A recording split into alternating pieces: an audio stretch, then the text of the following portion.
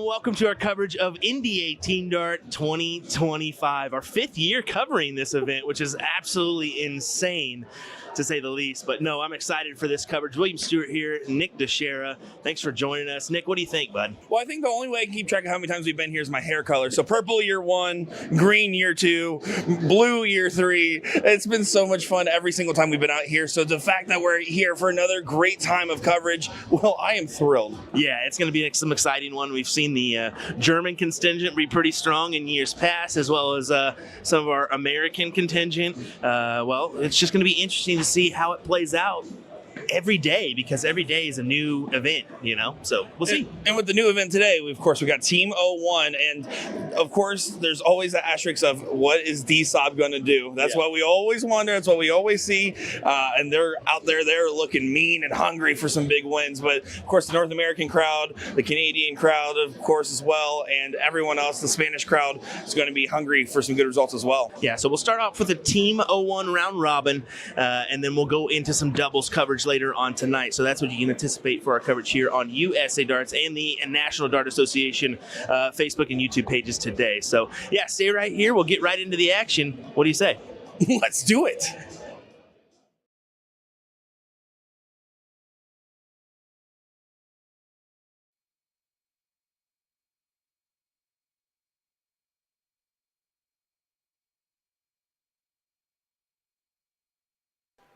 Welcome back, everybody, to NDA Team Darts. This year in 2025, we're happy to be back for our 5th year of coverage of what is one of our favorite tournaments on our calendar. My name is Nick DeShera, joined by Will the Thrill Stewart, and we are looking at our Masters Team 501 round robin to get things kicked off for our first event of what should be a very fun couple days here. Will, how are you doing, my friend? Are you excited to be here? Because I know I am.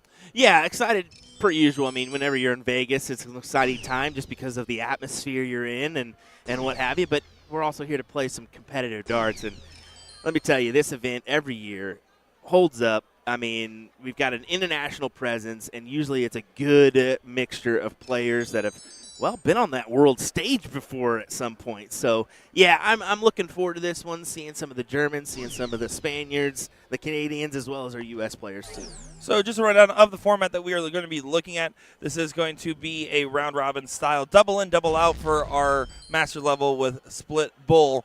And we're getting started off with our Radical board here today. This is DSOB 4 at the line right now, taking on Nitro Biscuit for this matchup. And you said the scoreline was currently 2-2, right? It's actually 3-1. 3-1. So this is the last leg in this 9 a.m. part of the round robin. So, yeah, we should have one coming right up after at the 10 o'clock hour. So, yeah, as you can tell, we're just a little bit behind, but that's because we're using no paper this year. Save the trees. Yeah, we're going all mobile. So it's a little bit of a good thing, but also at the same time it's a learning curve. So and we don't learn no good here in Dart Halls. No. I love how somebody is definitely streaming this from the chair there. You know, normally I would give him a hard time, but we did miss the first couple legs, so now we have full coverage. Just tune into that lady's stream, and you'll be able to watch more. Just to go over our quick team lineups as this last leg is winding down. DSOB 4 is going to be Bastian Rao, Kristen Borlin, Christopher Lindell, Ivo Schubert, Ronnie Rosenthal, and Steven Scheig on that team. Nitro Biscuit, on the other hand, that's Darren Auckland, David Tripp, Leroy Wozniak, Mary Brand, and Tim Katz. Mary Brand on Team USA this year. I tell you what, it's pretty cool. Is a bonus part about coming to this every year is that you see these individuals almost every year, whether they're international or maybe you just don't see them at other tournaments. So, yeah, I mean, Christopher's one of those guys that when I get to see him here at this event, it's always this it's good to see him. It's good to see him. So I know that a lot of like Steve Hilger and Garrett Rakowski have expressed that in the past. That you get to see these guys every year out this time, and it's just like a family gathering, you know. Yeah, well, yes, but also I feel like when the German players say like, "Oh, we're going to get these guys in trouble. Let's go do something crazy," and we're over here like, "No, we got to work every single time." Well, right now you're seeing a tale of two different score lines for Nitro Biscuit. 25 points sitting for that A score line, 429 for the B score line, but no freezing potential at all for DSOB as they're both in the combined 700 still, which is not ideal when you have one guy just running away with the leg. Yep. Dan asking, how many boards are in this arena? I can't count them. We've got 321, Dan, from Bull Hitters. Appreciate you joining us, buddy. 321 boards this year. They've done some changes. As you can see, this is not our normal NDA look. We've actually gone to the opposite side of the hallway. We've created a little bit more space. I love it. And with that, added some bleachers, too. So, yeah, looks like the Americans will take that leg from DSOB, so it'll be 3-2 finish there in that round-robin stage. But let's go ahead and do that. I need to put in my side button there. But yeah, 321 boards, absolutely incredible. The changes that they made to the layout of the hall are phenomenal as well. You can see this is our championship finals area where there's so much action, so much competitiveness that's going to be taking place on our main boards. And man, oh man, am I excited to see it. I'm excited that one of the biggest things I like about this change-up, Will, is that there's so much room for passerby spectators to be able to fill the area, support these guys like they deserve, and hopefully gives an opportunity to watch more great matches as well from everyone else in the room. Yeah, we've got a full football field worth of darts here. Just kind of take a look around. I don't know how far my camera will go over. Oh, pretty good distance. Yeah, I was going to say, you're all the way to the side of the wall. Yeah, so look at that. We'll take it. And we added this extra camera just so we can kind of get an over-the-top view of some matches and maybe take a peek at, over here across the room. What are we looking at? We can zoom in on this ugly guy's mug here. Well, not the bald spot. Let's avoid that. Just kidding. But, yeah, that's what makes it pretty cool with these cameras here is just the ability to kind of look around the room and be able to scope in on a match that may be we're not going to be able to give you the full streaming perspective from. So. We're going to get our eagle eyes on all of it, as I'm excited for it, Will. The vibes out here are immaculate. Everyone here is having high energy. They're looking for some fun to be had. And let me tell you, Las Vegas is the place where you can find that fun. It looks like we're waiting on one match in that 9 a.m. time slot. Well, it looks like maybe two. There's one there on that Phoenix board, too, with the Milwaukee Monsters. So we'll kind of zoom in on this one and take a peek here as who's on F3? Can you let us know as we get a nice 3 in the bed? Yeah, currently playing on F3. That is the top there. Cali Monsters and that's board 3. We need to go to F3. That's the wrong bracket. All these brackets are available on CompuSport, folks, if you wanted to. Throwline Drinkery SGS taking on DSOP 6. Okay. And that one. So there we go. Couple different brackets, couple different pods. Had to figure out which one we were looking at there. Yep, and this is just the round robin stages. Tomorrow we will work our way into a final bracket. So just be aware of that one as yep, go ahead and do that one. Thank you. Appreciate it. I forgot about that. Shout out to the YouTube commenter that pointed that one out, or the Facebook commentator asking if there was a problem with the YouTube channel. Now there isn't. No. We are out there live. We had it unlisted. My bad. My bad. I was like, it should be working. No, now we're live on all of our platforms, folks. We should be. Well, that was kind of annoying, but I forgot I did that. We'll have to do that for the rest of our. Well, if you ever miss a leg again, Will Stewart, I'm not doing this job anymore. Just missed the whole intro. Why not? All right, take out this 66 here. Has the ability to do it. Not frozen, so. Yeah, that's going to be DSOP 6 currently taking a swing. Throwline Drinkery, by the way, that's going to be Alex Bauman, Jake Schulter, John Benedict, and Justin Dennison on the DSOB side of the affair, which you're going to hear that plenty of times, folks. Don't you even worry. Bernard Kirsch, Christopher Maurer, Sabine Jensen, Sasha Held, Simon Jacobs, and Torsten Holm will be the team of DSOP 6. And, yes, there is that big of a German contingent out here. Let me tell you, they're real deal and ready to play. Definitely. These DSOB teams are just so dangerous, man. They come over and they make the trek to do it. I mean, some of them, I don't think people realize how far of a trek that is. I mean, for me to go to the UK, that's like an 8-hour flight.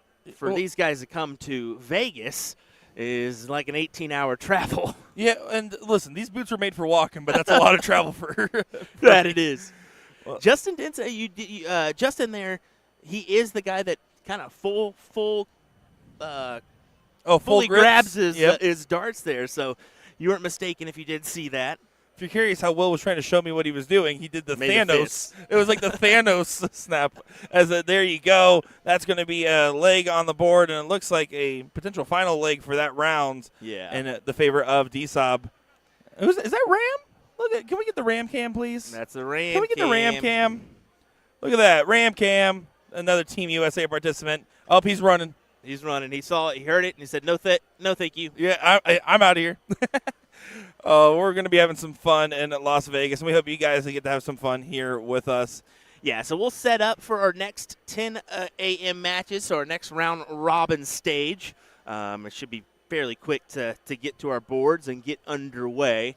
But, yeah, we're going to be bringing you lots of action from F4, F5, and F6 if you're curious. Go over to CompuSport. You can check out those brackets to let you know what's coming your way on the stream and just what to anticipate the rest of the way. Later on tonight, we're going to have doubles 01 coverage. We're going to be bringing you some coverage of the Pink Ladies 01 event, which is good to do. We always like to feature that special event.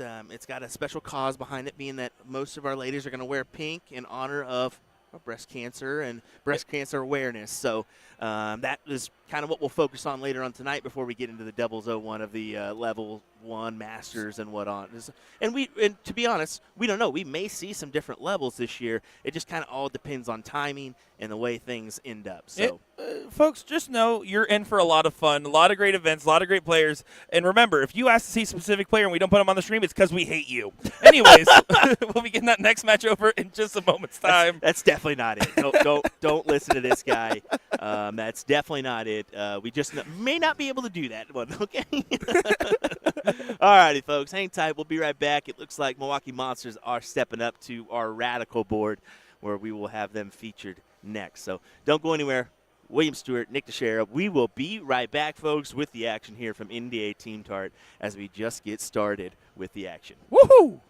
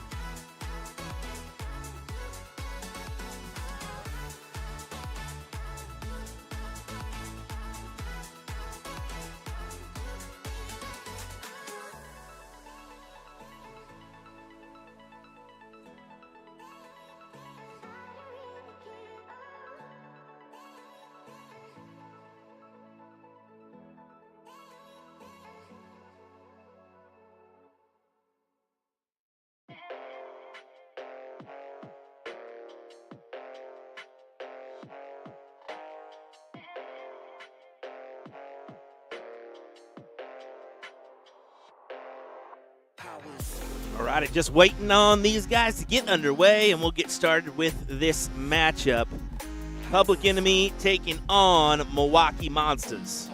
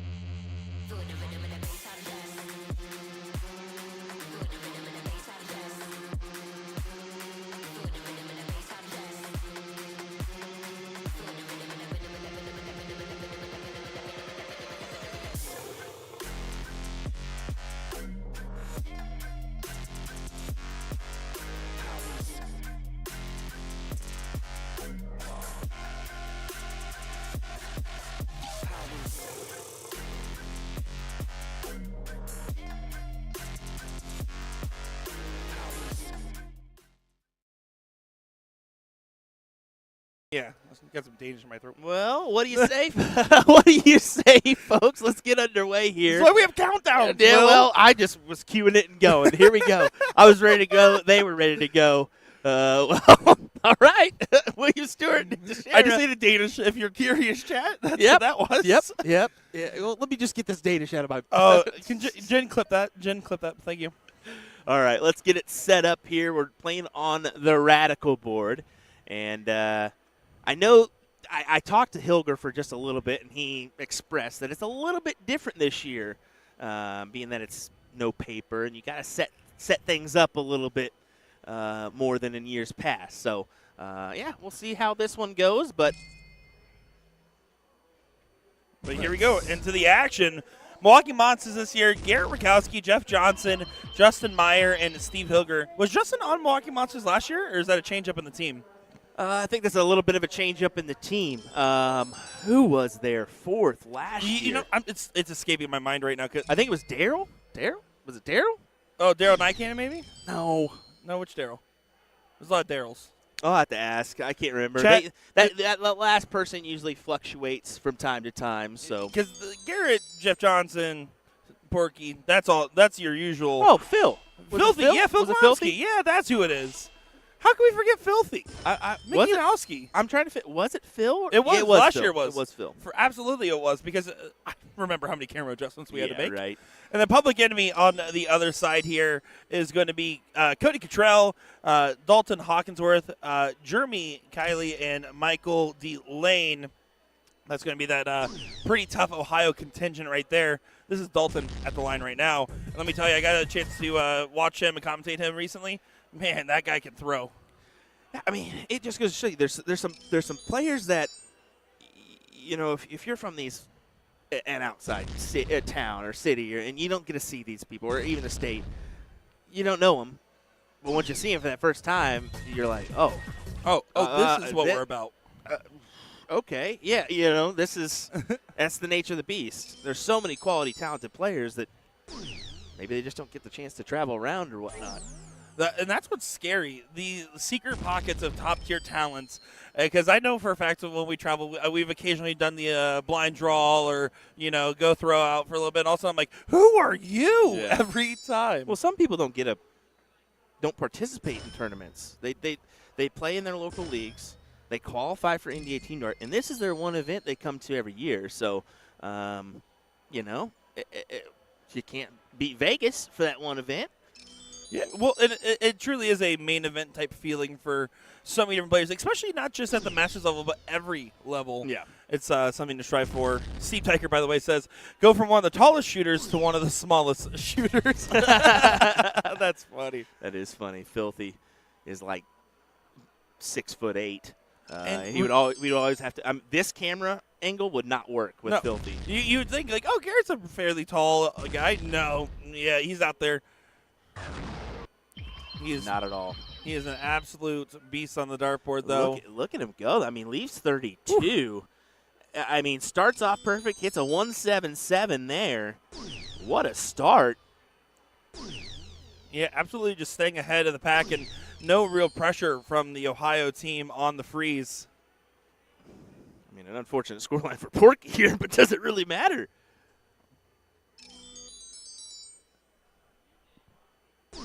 Matt Graff saying also Dan Burke was there too. Jeff wasn't here last year. Well, we don't care about Dan Burke. Is that the that's Burke? right. Is that Yeah, the right that Burke? is right. That is right, yeah. I forgot Dan was a part of that. So there has been fluctuating circumstances. I know Cali Monsters is participating, and I think they have most of their same team. Shad, James Hopkins, and then Chris Lim, of course. So. Yep.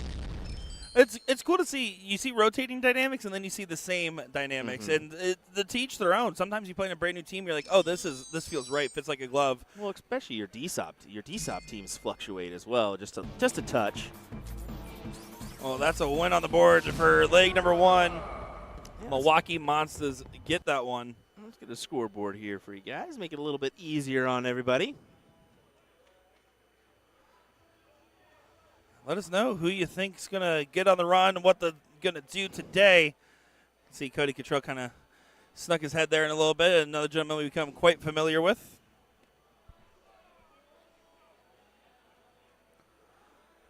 You can see they're all just getting their score lines in. So they actually take a picture of the stats on the screen to help keep track of everything. And then it's all digital, so they report the legs in as they're happening as well.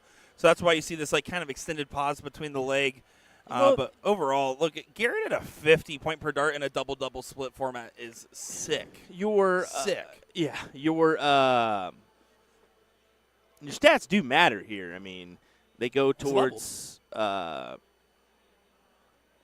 Team USA or Internationals challenge for next year. So, well, here's Cody Cottrell stepping up to the line. Got a chance to play against him. Me and Sean Green played against him in Reagan Windsor. Let me tell you, don't like Cody. He does get in on the first, find 60 to get things going. I only saw Cody at the Filthy Assassin throwdown as well. Put on a good performance. Jeffrey, a savvy veteran here of the game, but known to he's a technical shooter. He sets himself up every time the same way, almost Andrew Gelding-esque. But it works. There you go. Big score for him. When you see players have that elongated setup, or it's not even the arm setup, but just that moment, the line, breathing, everything else getting set in place, that's all about controlling your mentality. It's all about controlling your headspace. You're getting yourself a reset every single time to try to have that fresh approach. Nothing wrong with that, as unfortunately Public Enemy on the other scoreline doesn't get in. A little bit of early danger, but only if it can get punished by Justin.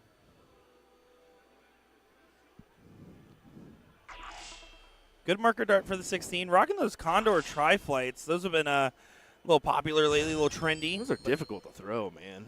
Yeah. Just the extra stability of an added fourth, fin is. I don't think people realize just how how much of a difference that is. Yeah, it's definitely a different feeling. I personally, when I threw them, I was like, "Oh, this is neat," but it wasn't for me. But you see some of these players adopt these equipment changes, try them out for a little bit, and then swap to something else. If you're not sure what kind of flight to use, check out A to Z Dart's newest video. Dart Flights and You, or whatever it's called. I forgot the name of it. If you guys are curious, if I ever say something random, it's usually because I'm trying to antagonize Will or Jen, and Jen's sitting behind us. Jeff getting reset at the line. So far, only the A score lines for each team have gotten in. The B score lines have failed to do so. So important in a freeze format to keep that in mind, where your opponents are at, where you're at, And getting in is more important than how much you get in by.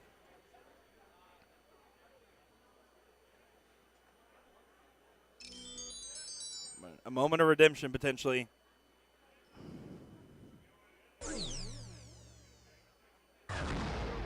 We got Julie Lind, the Linster, saying, good to hear you, Nick. Well, hey, appreciate you tuning in. Great to see you. We got Bob Hudsig in the chat, Ray Carver, Steve Diker, Carrie Ann Johnson, so many others. If I didn't read your name, just know that I read you in my heart. We are happy to have you all in here.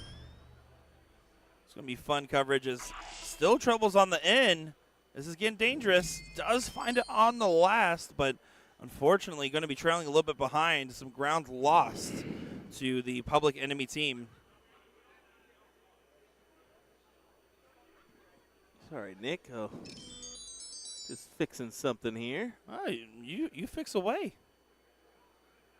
If you guys are curious, this is the event where I just get to sit here and look pretty and talk about darts while Will does all the hard work. You did so a terrible job of looking pretty, buddy. I Just wanted to dyed let my you hair know. for this.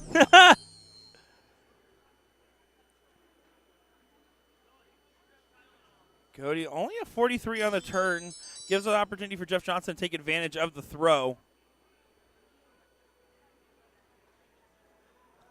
Justin Thomas asking, did they announce the dates for next year? They did. I actually don't have those dates in front of me at this very moment. It's in May. I think it's 7th to 14th. Yeah, that sounds about right. But yes, they did. We'll have a firm answer later. And if not, stay tuned as well for NDA Team Dart page. They will be posting updates as well, including an official announcement, I am sure. Jeff recollecting, but doesn't get much of a punish there on Cody. Takes a little bit of ground ahead, but not by as much as he thought in his mind. It's up to Public Enemy to still kind of put the pressure on Justin.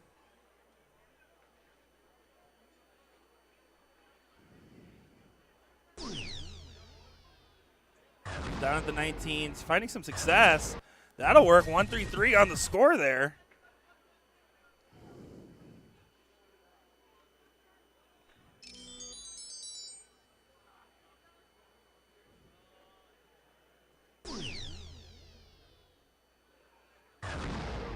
Cover shot on the 19s, finds it. Can he stack another? Cannot. So sitting at 140-ish points away from his residential B scoreline partner there, meaning that right now a little bit of danger for Milwaukee Monsters in this leg. I agree. Well, he hammers in the last dart triple. Big dart there.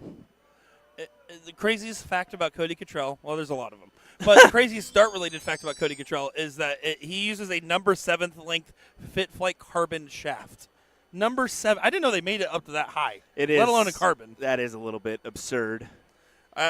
We were at the Philly Assassin Throwdown. He goes over to the Booyah Darts booth. And he goes, Jeremy, do you have another one? I think I broke a shaft. I don't know if I have any spares. And Jeremy goes, do you think I just normally carry one of the most obscure lengths of shaft? Buddy, I'll have to go to the warehouse for that one. No, you brought up that flight video, and I'm glad that you did. It was a great flight video from A to Z darts.com, so I've seen better. go check that out. No, it is. It's a masterclass. Like, as someone that I've worked in video and video editing, I had nothing to do with that project. But let me tell you, the amount of time that project took, all that custom shot B-roll, all those custom animations, like that was a labor of love for the dart community, and I hope you guys enjoyed that video. And yes, this is Radical boards for those asking there. We got Radical, Phoenix, and Arachnid here for our 3 board types. Yep, and there is one more board that they're potentially going to bring on in years to come. There's a low-end board, or low-end board, Lowen. It's a German board, right? So, yeah, spoke with the gentleman in charge last year at this event, and he mentioned that they would try to get involved, and it's going to take some containers to get over here in order to get those boards, but they did bring one so people can kind of all right, you guys can keep the boards at my house. I'll have a little section. Just keep them on over at my house. No big deal. You can see some of the German crowd here cheering for Garrett, giving the classic Shrimpy chant in the chat for Marco. Shrimpy, Shrimpy. Is Marco in there? Marco's in there. Marco, where you at, buddy? Did see El Abbas last night, gave him a little bit too. You got to do that. Remember Marcel? Yeah. Marcel last year, man. He was a dominant We'll be force. talking about them more later when we get the German teams on, but I always get so excited to see those players, man. Well, Justin gonna need to go ahead and bring this into place. Needs to leave himself a finish at the given scenario.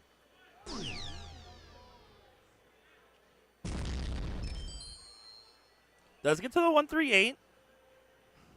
Helps the cause a little bit there. Cody can potentially freeze. He would have to get to 6 or less than 16, so he'd have to get to 15. So doesn't matter if you take it out. 149 checkout. Cody Cottrell, public enemy. Big check, Nick. What a shot. Yeah, great Our stuff. first big one of the weekend, and I'm sure we're going to have plenty of those big checkouts to come. Oh, I'm certain, especially because these players, there's so much pride that goes into the team aspect of this. We talk about wanting to get the big prize money. We talk about wanting to get trophies. Wanting to win for your teammates, that's what makes a difference in team events like this. Definitely so. Marco says he's working this year. Next year you're coming. You better. We'll be here. We understand work commitments. We definitely, Well, this is our job. some of us do these days. Who? Was that shade? What I do? Wasn't shade on anybody. No, don't you worry. want to fight? Like, no. Let's just be honest. We don't work much these days. Yeah, we don't do anything. We don't have that kind of job. Yeah, so our job is we sit down and we party. No. We sit down and talk. Act Yeah. like we know what we're doing. All right, it'll get set up and squared away as we'll head back on over to our radical board for leg number 3. They'll mix up the shooters, the teammates per se, and we'll get underway. It is definitely interesting, like to play 2 and 2 or 2 at a time. Kind of split up that team dynamic a little bit. It makes you feel the pressure if your teammates won and you didn't get that win in the leg. And Porky, following the same opening strategy we just saw out of him over in Pennsylvania not too long ago on our live stream. He loves to go into that double 17 open, trip 19, and then he'll usually switch upstairs to the 20 if he hits the first 2.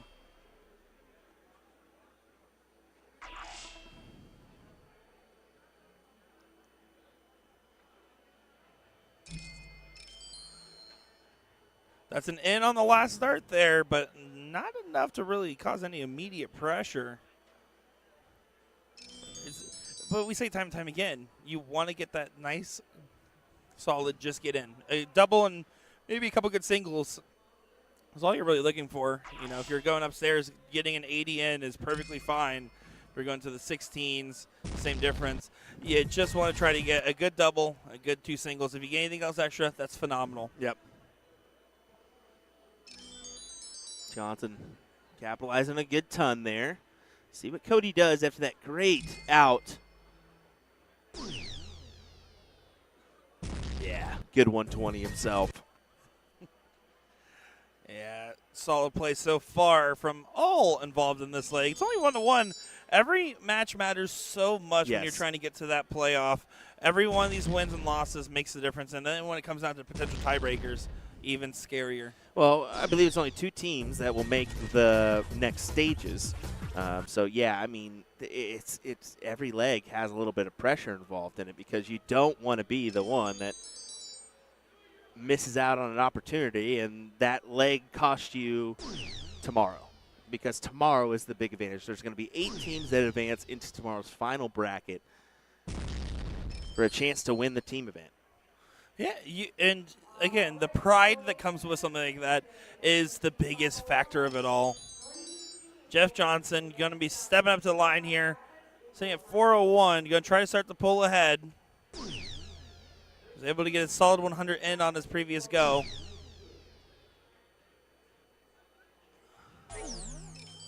Oh, but pulls it to the left, so again, a little bit of a tight game, but advantage going away from the team throwing first as Public Enemy can really take advantage. Cody struggling to pull ahead until that big checkout in the previous leg.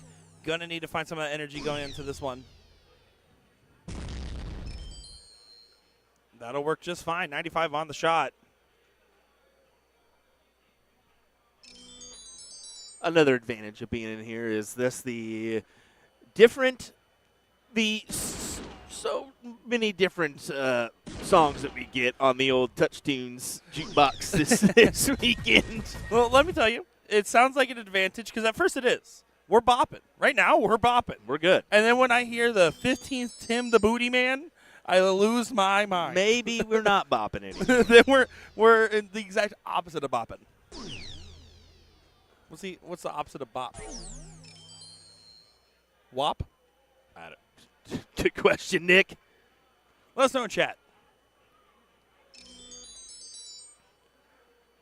Again, look, Jeff's just staring at the floor, pantomiming his throw, taking a deep breath before he visualizes his target. Very methodical in that way. First starts awkward. He's going to have to probably go for a cover. Goes to the 19s. Last one definitely floated. You can tell he short-armed it. Still a good correction overall.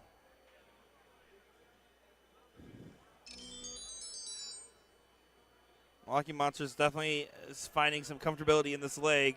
Cody Cottrell going to have to make up the difference.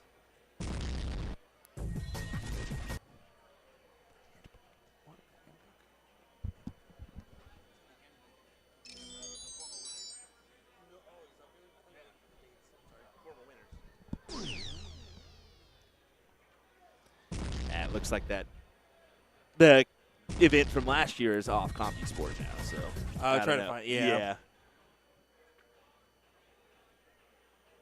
That's all right. We'll figure it out. Porky doing a great job in this leg, by the way. Sitting at 42.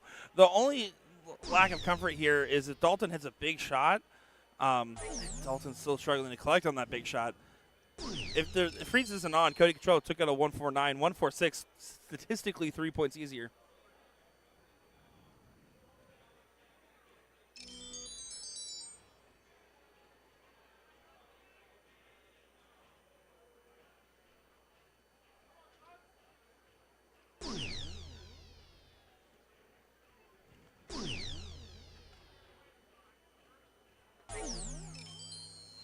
Oh, you found it?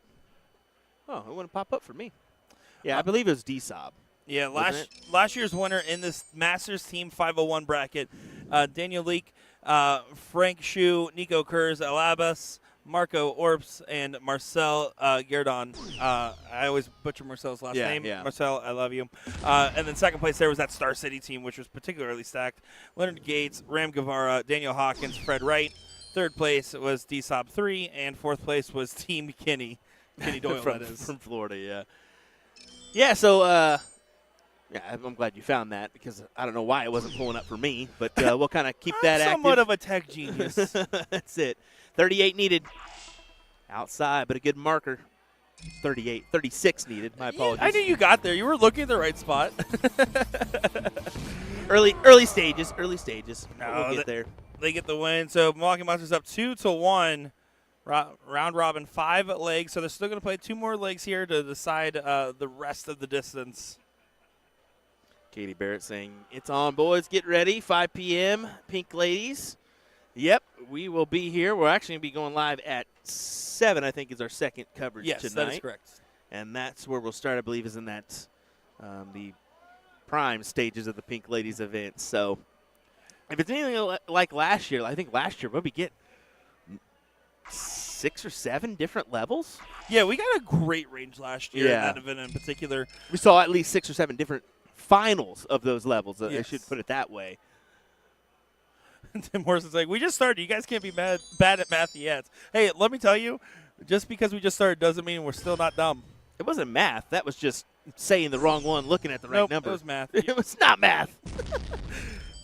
Good correction there from Justin.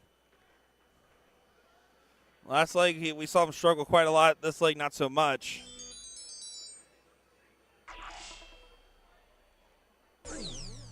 Oh, and does get in on the 7s. Happy accident. You don't care what double it is. You just want to get in.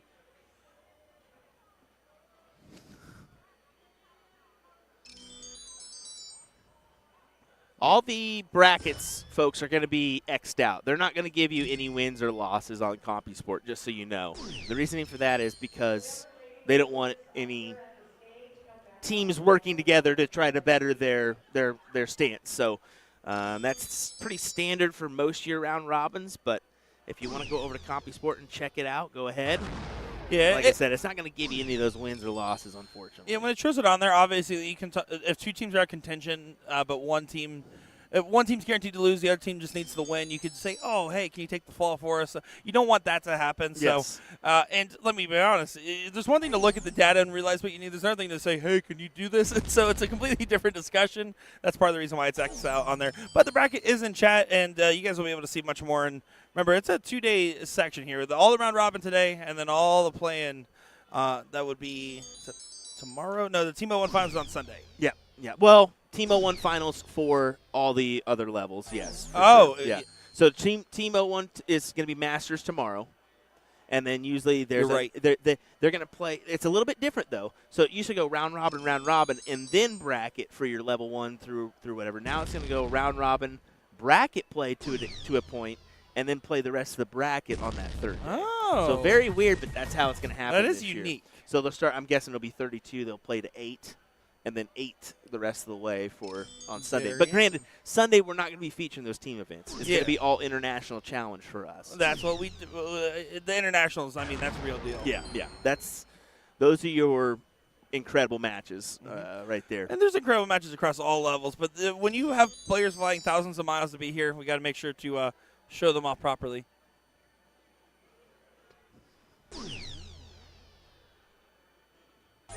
Yeah, making that switch down. Not happy with that first dart. The switch down wasn't even bad, but you saw how visceral his reaction Yeah. was. I think he expected to go in and was mad that it isn't. Putting a little bit too much pressure on your own shoulders can be a deadly curse to be casting on yourself, though. Got to be careful. Oh, so Steve, correct the SN chat as he's playing. Last year it was Garrett Rakowski, Dan Burke, Phil Glomsky, and myself. So Yeah, somebody said that. yeah, he was just giving a confirming the discussion. But again, it's Dan Burke. Oh, okay. I've seen Steve's comment there. How many international teams this year? I believe we got 4. I think it's just the same. I know that they've got one group from Australia that just signed up, so potentially have them next year. So, yeah, Rachel came up and talked to me a little bit about that. Not too much in specifics, but saying, hey, there's some great stuff happening with the international teams for growth next year, and there's some really cool things coming in that regard. Yeah, hopefully we can see some of the Asian market come back over. That would be nice to see, maybe a Japan or if we get a team whatnot. Japan, I'm putting them to win as a year 1 winner. Look at this shot. What a correction. What a big-time shot. Big 180 for him. Absolutely massive, because it puts Milwaukee Monsters likely to go up 3-1. All the pressure now on Public Enemy to find something special. They're going to have to fade at some darts. 117. 169 is not a finish, but it doesn't matter in this given scenario, knowing that Justin's sitting there at a decent checkout range. Yeah, definitely. How about this, Nick? Over 700 people joining us already on this Nice. platform. It's just incredible. Only been live for, a little bit. And look at us now. We made it, Ma. Hey, look, Ma, I made it. Great shot there from Gary Rakowski. Recovers from the impossible checkout number, the bogey, to get to 32. All the pressure now. Public Enemy needs some favors from Milwaukee, and they don't seem to be giving them.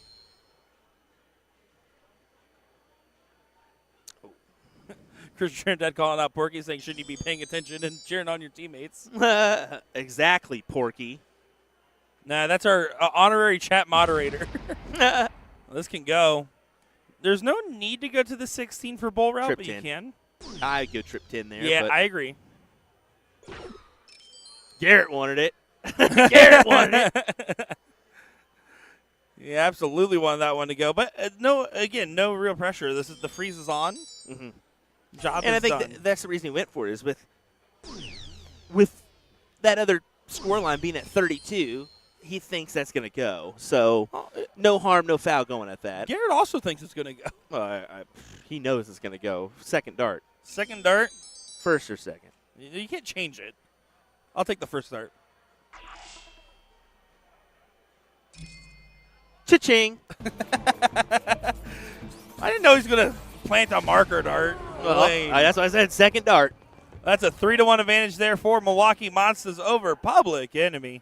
They're going to play this last leg because, again, every leg matters when you're playing round robin play. Exactly. Every single leg you got to have. And you know Milwaukee Monsters are going to want to make another appearance in that final bracket, no doubt in my mind. So we'll see. Danny Flake says, lucky call, laugh out loud. Well, appreciate it. I'm just glad, we're starting to get you educated on round robin play because you didn't know about it too well in DPFL. It didn't go that well for you this season, did it? Shut the heck up, Nick.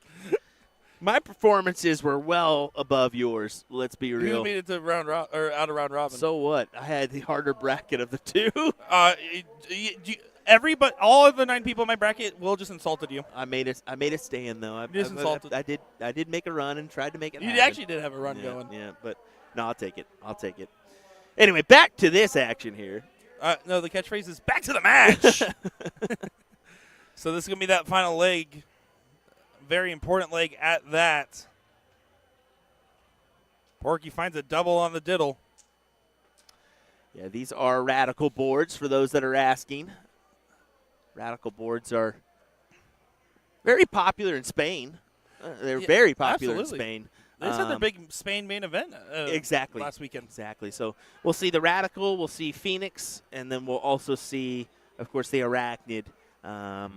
Our streaming boards of fire. They do have a few ice boards in the championship area as well. So, good selection. You know, it's funny. I was like walking around yesterday, and at one point there was a group of people walking, and I heard one of them go, "Oh, we're in trouble." And then the other person's like, "Why? What's going on?" They got all these other kinds of boards here, and the person in the group just says, "You didn't know that?" Yep. That's the best part about NDA is the variety of the dart boards. I think it's one of the coolest opportunities because some areas only have access to 1 or 2 boards. We got Jessica asking to go to a different board. Well, I'm sorry to say, there is no other action on our streaming boards right now. This is pretty much it. So that's our only real way to give you the full streaming experience here. We can go over the shoulder on that match, but that's the only thing we could possibly do. And that's probably what we'll do after this one, to be fair. But yeah, but still going because it's every hour they play one round of the round robin. There's 3 minutes left in this hour, which means that as soon as this is over, they'll be jumping into the next one. And the next one that will be on our stream will actually be the 4 Horsemen versus DSOB 4. That's the final round. Next round will be Public Enemy taking on the 4 Horsemen. Yep. And we only have access to those F boards, by the way. So if you're in the hundreds, 70s, whatever, we're not going to be able to stream any of those just because they're in the mix out there. It is unfortunate. I mean, there's 320 boards. We're not going to see everything. We have access to 3. If you're not going to stream all 320 boards, what are you even doing here? Well, we talked about streaming more, but they kind of want some fairness involved in that. They want, if you're going to stream. If you're going to 3, then you got to go 6. You got to go 6. Then you got to go 9. Now, we could possibly do that, but it's going to take a little bit more to do. So, all right, go fund me in chat. No, potentially next year. Potentially, you talked about it, where we do a second feed and maybe have 2 or 3 boards. Be cool running on that. We'll see. Well, look at Public Enemy getting a big in to get things going. Beautiful start onto that one. Chris Trinidad saying it looks like a lot more room this year. Yeah, they've used. If you've been here before, there's usually a little walkway entrance, and then you get into the hall. They're utilizing that space with boards, which is smart this year, and they needed to. So yeah, a little bit tighter out there as you walk in, but definitely in the hall, especially in the championship area, there is a lot of room behind there. They've got bleachers so that people can come over and watch. Yeah, it's good move, NDA. Good move. Oh, I think that they've definitely been taking feedback in and showing it off really well. And we want to know, from a player's perspective, do you like it? Do you not like it? So if you're a player, let us know. They want to take that feedback. 123 there for Dalton. Really wanted that last one to go. You can tell he was a little frustrated that last one sailed into the one. That was still a well-thrown round, as this is a hotly contested last leg, it seems.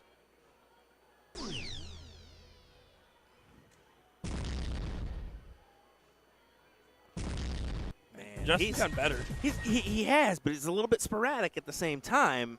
but it's starting to cash in. It's starting to collect. And that's a secret, though. Unfortunately, at this point, you're also thinking, man, I need to be on every time. Even if your team's up, you put so much pressure on your own shoulders. You want to be the guy that says, you don't have to worry about me. You guys can play your game, I'll play mine, and then we'll meet up together. That's the goal.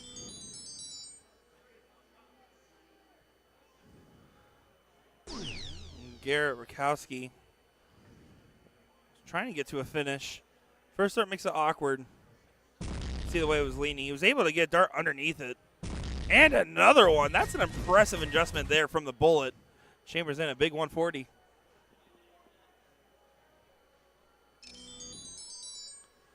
Nick is singing Chapel Roan at the top of his lungs right now. Well, not really, but It's a banger. We're here in Las Vegas at the Pink Pony Club. all right. Jeffrey, what do you got for us here, bud? 100's all he really needs. And, Yeah, and- you say that doesn't leave a finish, but look at that 4-score line back at 386. If you score 100 points, it's mathematically impossible for them to catch you.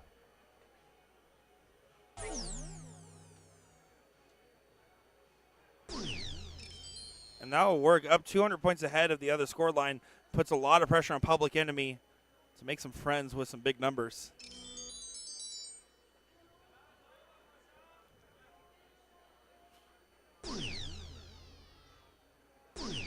Oh, unfortunate. Yeah, that's not the round he needed. He needed a lot more than that. Those last two darts were magnetized to that first one in the wrong spot. Just was not going to collect.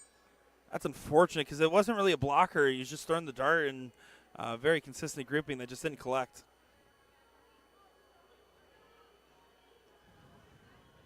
Looks like they're looking for a missing flight or something. Sorry for anybody that just got blinded by Porky's dome going up to the camera. Yeah, that glare can affect Ooh. some things, my guy. I didn't bring my sunglasses inside. Who would bring those? Speaking of, man, absolutely just brutal if you walk out there morning and the sun just catches you right, just blinding, man. It's so It is hot and bright out here. It's very different temperature than our LVO trip. 90s for this week, high 80s. It's definitely a whoa. Where did this come from? It's April. Well, you can see Porky last start there hit a double 16 to set up the 32. The problem is it's just the freeze is on, and not much Public Enemy can do to get out of this scenario, even with perfect darts from here on out. And saying, why does he carry 4 darts to the line? So Porky's always done that. The reason why is if he drops the dart or anything, he can just, not worry about it. He can just chuck the other one. So he actually, his set of darts, and I say set of darts because they usually come in 3, his are custom made with 4. Yeah. So when you purchase a set of 4 nations, 4 M Nations. yep, you get those. You get 4 of them. So an extra dart. Why not? More the merrier. Or if you're like me and you lose barrels all the time, Yeah. it means you can save yourself from buying another set until you lose 2 barrels. Thankfully, I've never done that one, but yeah, if you're I've a lost, frequent, I've lost a fair set. A lot. More than I would like to admit. you lose Garrett a single Rakowski barrel. doesn't get it there. He says, "No." He's gonna put him on his back there, I think. Oh, that all right. Got to work on that celebration, but that'll work. Milwaukee Monsters get a 4-1 win over Public Enemy, who's in big danger after a loss like that one to try to get out of the round robin phase. You can see a lot of them are starting the round 4 matchups there for these teams. Again, in the full pod, by the way, 4 Horsemen, Public Enemy, DSOP 4, Nitro Biscuit, and Milwaukee Monsters are all those teams in this one.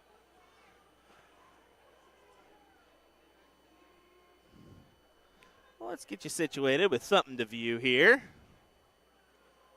We'll set that up. We'll see what we can see. Try to show off some great teams here, doing great things in Las Vegas, Nevada. Yeah, we'll just give you the action from this point of view so you can kind of see both matchups as they happen here. I think that's Daniel Klaus. I think he has been at a few PDC events in his career. So kind of cool that we get to see that side of things. But we'll keep it right here. Well, it's kind of hard to give a commentary from this perspective, so we'll let it play out. We'll throw some music on, and we'll get ready for our next matchup between. Who did you have there? Sorry, I was looking at who is playing on this current board because that's Throwline Drinkery taking on a DSOP team. This next round matchup for us is going to be Public Enemy taking on the Four Horsemen. There we go. Sweet. So hang tight. We'll be right back with more coverage here in just a moment. But before you do, don't forget to like and follow us at USA Darts if you have not, whether it's our Facebook page or YouTube. Hit that notification bell. You'll get notified anytime we have something, a video, a live, whatever it is. We're going to have lots coming your way. So definitely want to follow along. We'll be right back, folks. Do it. Do it now.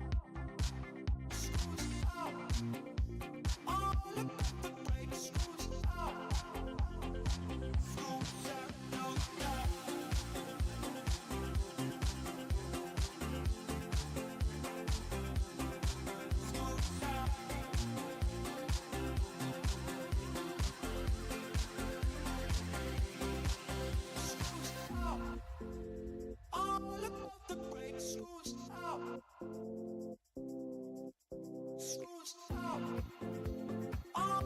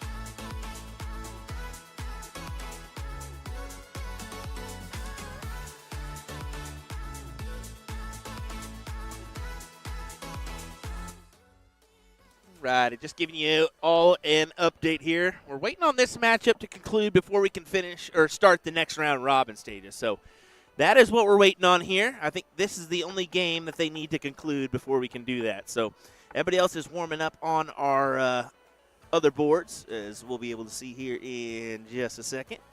There you go. So we should be ready to go ahead and get underway once this match is over. So thanks for joining us, folks. We appreciate it. We'll be right back with that full coverage in just a second.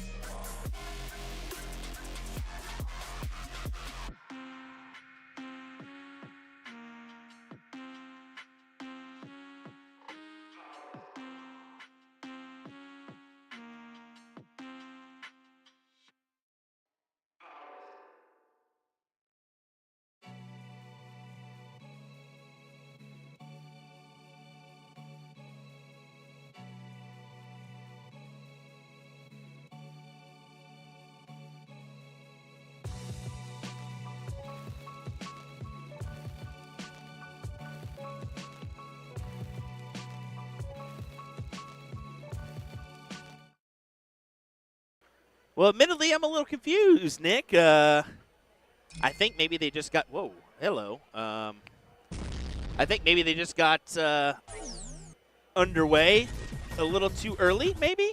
Is that what I'm going with there? Yeah, I think they just kind of wasted no time, got into the mix. It was just kind of – we saw it kind of get started and then it go right to 393 on the score line, so well, just a little bit confusing. We were over here. We were playing more Mario Party. I'm just kidding. Get out of here. No, definitely not. But here we go. We got Public Enemy once again. They're going to take on the Four Horsemen here in this one. I appreciate each and every one of you guys. Let us know who you're cheering for today and who you're following on CompuSport for these amazing matches taking place across the tournament hall. We see some talks of all the different players. We see this is going to be Group B of the Masters, by the way, that we're looking at specifically. Going to be that round robin, double in, double out, 501 split bowl for these high-level players.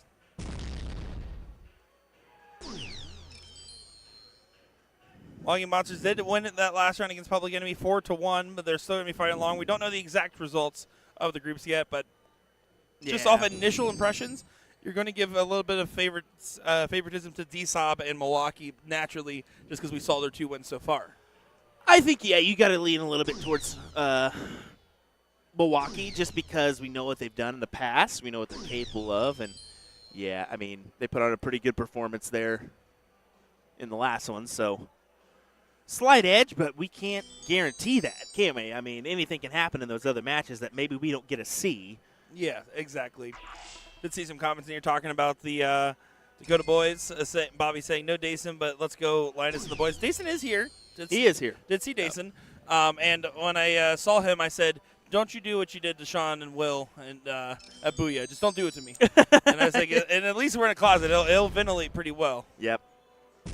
I do want to say hello to a few of our German viewers. I know that there's been some shares around to the German folks as they got a little TV time. So, hello. What did you say last year? Guten Tag. Guten Tag. There you go, yep. And Guten Morgens in the morning. I figured you would have already hit us with that one, but, So I came into this year thinking, all right, I always give Will a psychotic breakdown every year. I'm going to try to avoid it this year. And then we went to dinner last night, and I completely threw that play into the wall. Yeah, you threw that one into the Gulf Coast, my guy.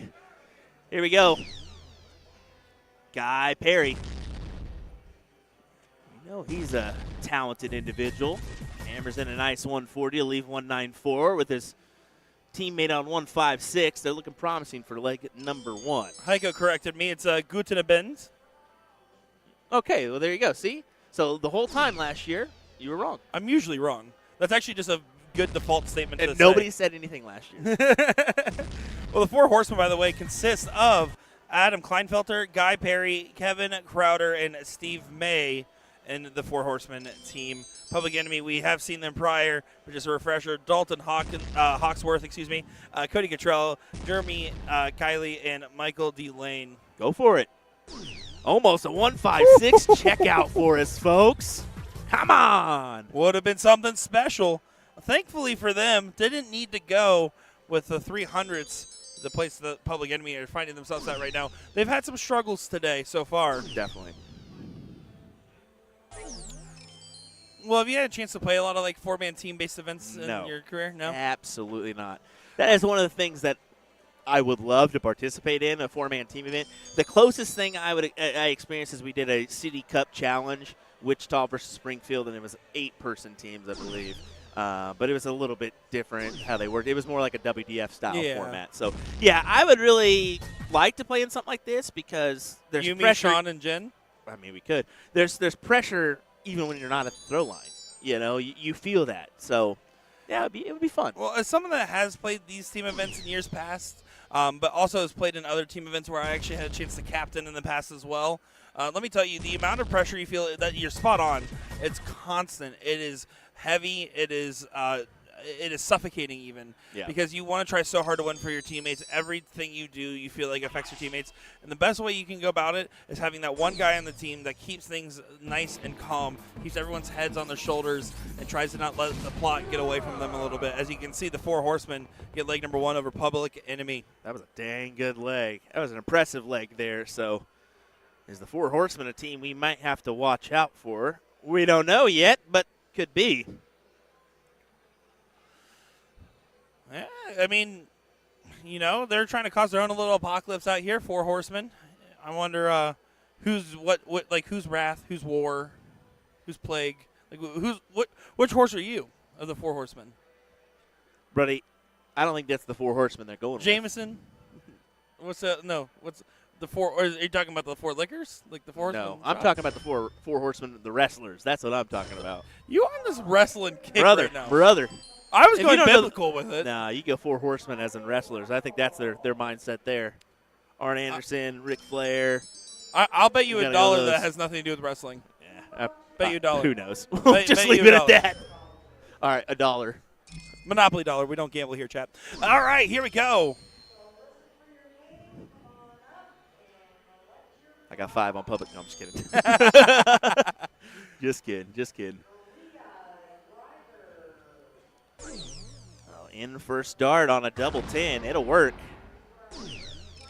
Again, you don't care about how much you end by. You just want to get in. That's the big difference. It takes the pressure off yourself a little bit, and it helps help out your team by knowing, okay, no matter what, every dart scores after this. And everyone except for that player 1 scoreline got in successfully, but no one had a big enough end where you can't make up for lost ground here pretty quick. Cody Cottrell going to have to find a winning double. Yeah, he's going to have to find a big score line here, I think. Just counteract. I don't like that he's staying on this 20. He's dropping that dart, and you see he got the 16 and a perfect switch. If you want to start there and it doesn't go, that's fine. But you should be pretty quick to abandon that 20. You're just, again, doesn't matter which double you hit. You just need to start scoring points.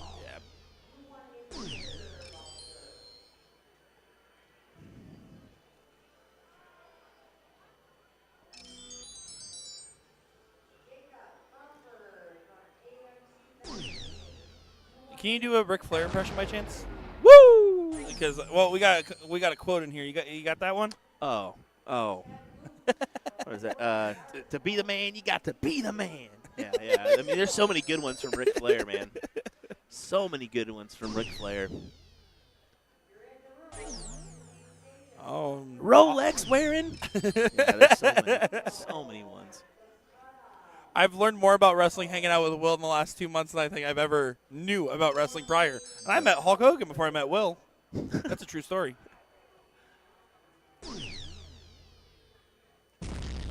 Good correction there for Cody. Can he find another There one? you He go. can. Yeah, what a good score line there to get him right back in the mix of things. And that's the thing right now. Public Enemy has to think that they can't approach this like down and out mentality. You just got to play through. You don't know necessarily how the other teams are doing. You can't count on anything being for certain. So you have to just make sure to focus on getting as much as possible. And you can see right there, the 4 horsemen gentleman there wearing the hat, he kind of tapped himself saying, that was my fault, that's my bad. Don't have that mentality. There's no such thing as sorries. You just play the game and bring it on down. Don't add that extra pressure to yourself or your partner by knowing that you're feeling it a little bit. Yeah, exactly. You just got to keep chugging along. Early stages here, this one. Those little faults are going to happen throughout the duration of a match. Plus, you can't be in a bad mood. More Chapel Roan's playing. I wonder how many times we're going to hear Pink Pony Club this weekend. We I'm heard going it to go once. over under 12.5. I'll jam the over for $10 hairs. I think the over is going to be achievable on that one. Don't mind me. I'm opening up my Touch Tunes app. Do not. That's called manipulating the odds there.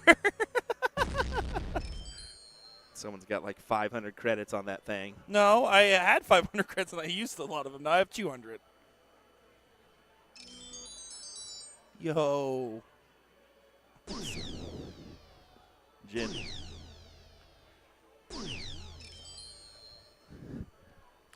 Oh.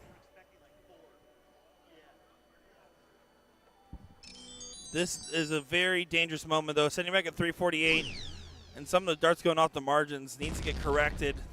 Way better turn. And that last dart was deflected, but that was way more convincing than the last 6 or 9 darts that we really, or last 9 darts even, that we've seen from the gentleman. Aaron asking, how does teams work? Just first one out, is there something else? So, yeah, super easy explanation here. It's a round-robin play, 4 people on a team, and you can add alternates to your team as well, so you can have, up to 8 on one team. And we see that with the German teams a lot of the time. Yeah. And you play 2-on-2, and then at the very last leg, you play 4-on-4. You play all 5 legs. Top 2 teams in a 5-team pod move on. Yeah. The top 2 teams move into the final bracket, which will play out tomorrow here in this one. I mean, mention that we say lower levels, all the other levels will go round robin first day into bracket play on the second day, but they'll start off in a 32 person or 32 team format and work their way to 8 and then go 8 on the third day. So Sunday is when they'll play their final bracket. Now, granted, we did explain International Challenge will be our main coverage on Sunday. But yeah, just for you guys to know, and it'll work. It'll do the same thing on Monday, Tuesday, Wednesday, and it'll be that team format that starts up for cricket on Monday or on Sunday. Sorry, Monday. My apologies. I'm all over the place. And Aaron, yes, the first one out wins the game. There's a freeze rule that can come into play here. So if your partner has a higher score than the other team's combined score, you are not allowed to win the game. So that's just an important reference point as well. But yeah, otherwise it's still first one out. And freeze is not on. Potential moment here for Four Horsemen to steal the leg. And they do so. Public Enemy feeling some public shame, having trouble getting things going. They're a tough team. We just haven't seen the best of them yet.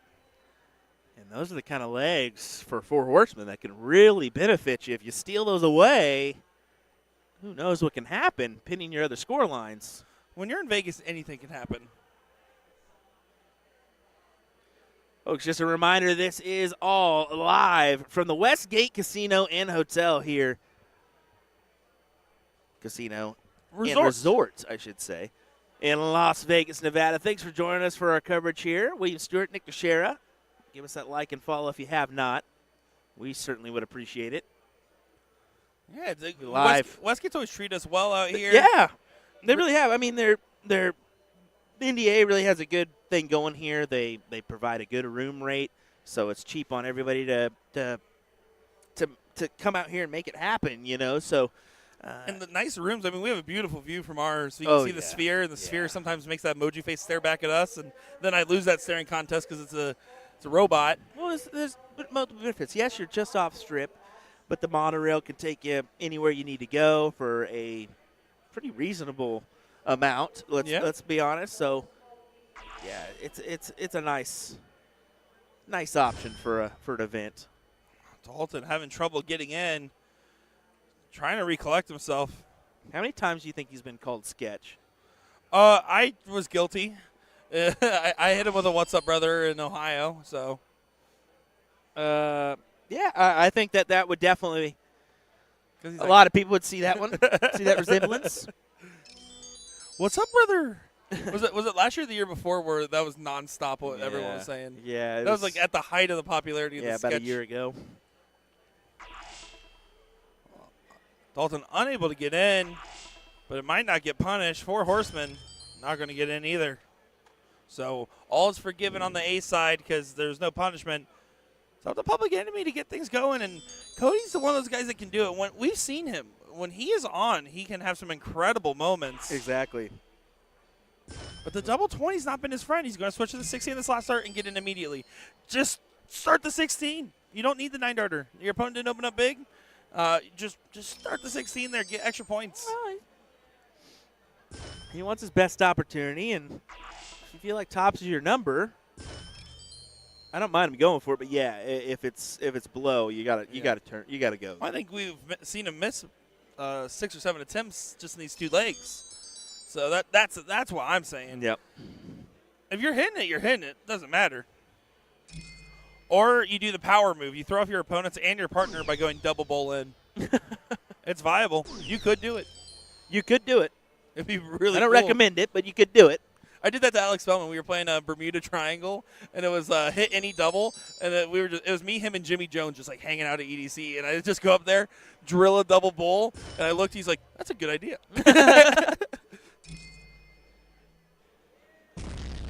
Good shot for Perry.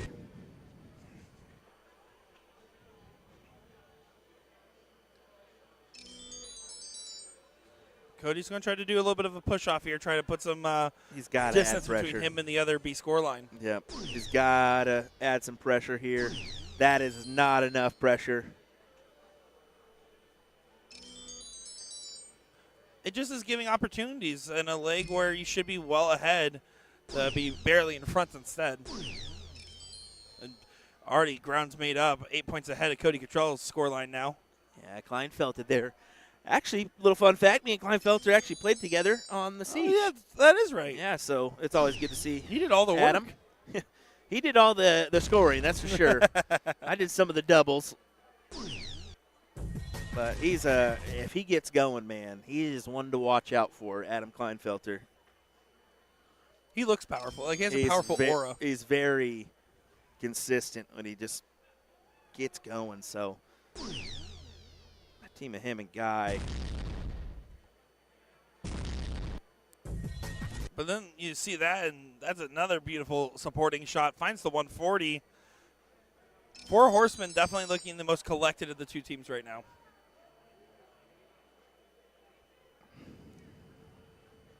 It's just one of those things. The nice thing here is that you're talking a multi-day event, right? You got Friday, Saturday, Sunday, Monday, Tuesday. You got all these different things going on. Big round there.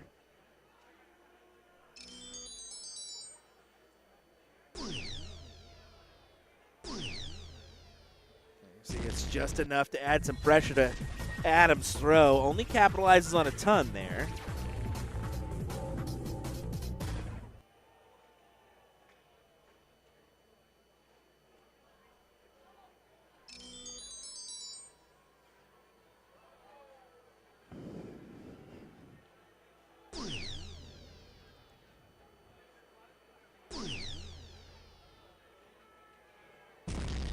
I'm surprised he was able to muster that last dart. It didn't look like there was much room for it, but somehow or another squeaked it on in there.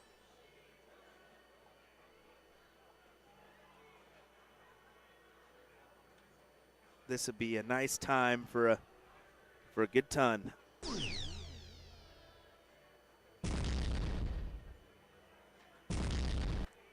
That'll work. Yeah, great stuff indeed. Continuing to push the envelope and push the question. Yep. A Public Enemy is saying now or never, because you want to get this this game win right here. Yes. And a 3-0 down, you're down and out potentially. That would be the second loss in a row for Public Enemy on the stream. Exactly. You've got to have this leg here.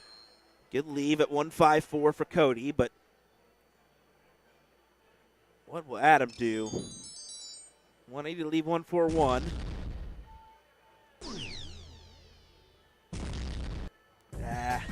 Outside looking in, so he'll bank on Guy for this 1-2-2 on the 18s.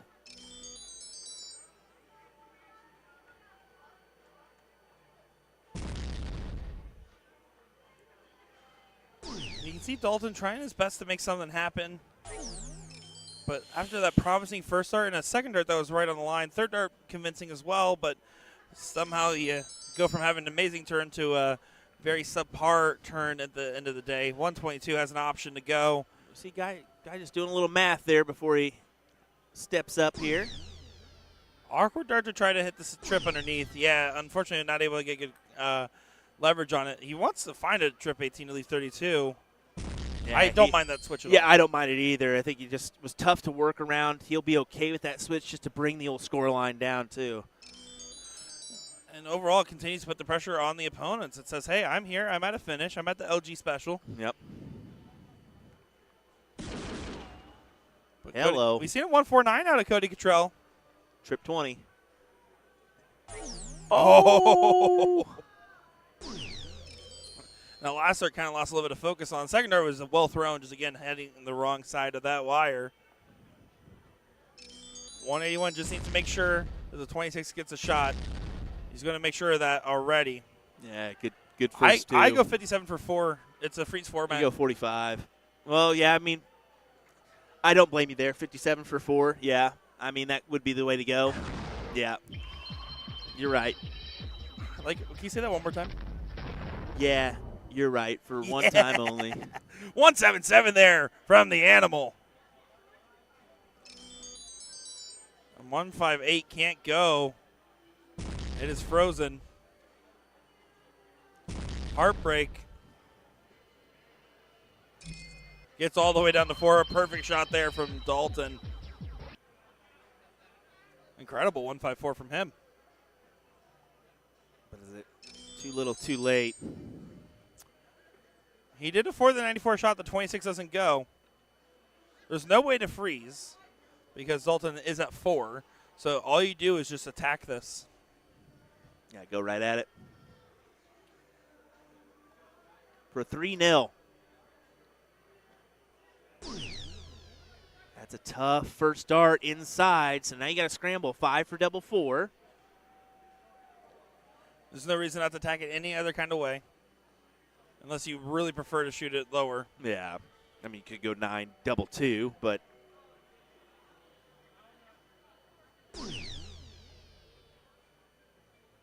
For a 3-0 lead, it goes. Whew. He'll wipe his brow on that one. Got away with it. And that was on Adam hitting that big 177. Exactly what it was. It helped get them back into the mix and do a good supporting job with the partners. It was a huge 177 from him.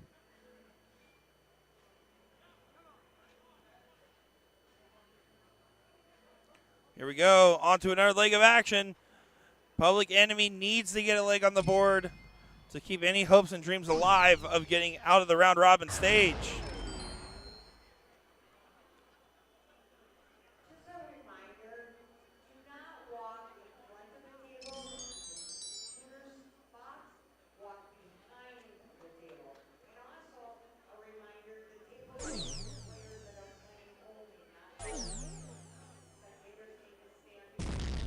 Good last.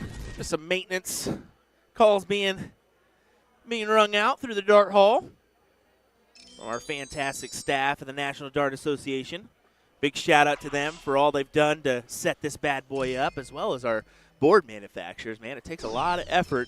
Most of these guys getting in as early as Monday or Tuesday to make this event happen. So yeah, big shout out to those folks, because without them, well, This wouldn't be taking place. All over the 16. You feel like those are perfect markers. Those look beautiful. He started his hands up in confusion. I don't blame him. All looked like they were likely. All of them declined to go in. Now, well, I don't know the last time you played in a 5-day dart event is, but let me tell you, the real thing about this, and yes, you want to get the win. That's a beautiful 3 in the bed there, by the way.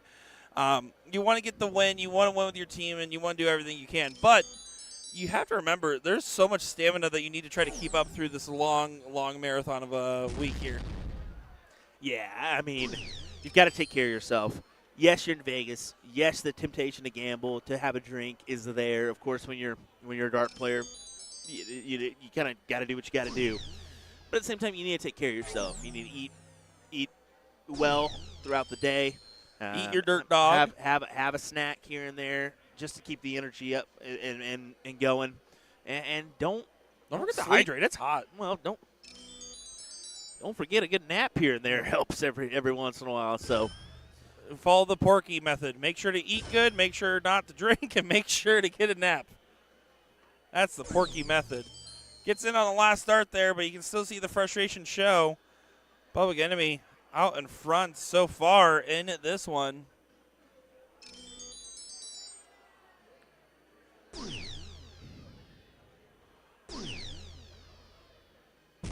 Good last start, leaves the 1-3-8 check on the return. Well out in front of the pack. 4 Horsemen need to leave a finish. 140 does not leave a finish. Great first, though. Would love to capitalize on another. It can't quite do it. That's always kind of a kick in the teeth, per se, because that first start's so promising, and then you follow it up with only 21 more. It goes to show finding that trip on the last start always feels better than finding it on the first, it seems. Yep. Although 9 times out of 10, hitting that first start trip is way more important than your last start trip on shot selection, because you know exactly where you're supposed to go after.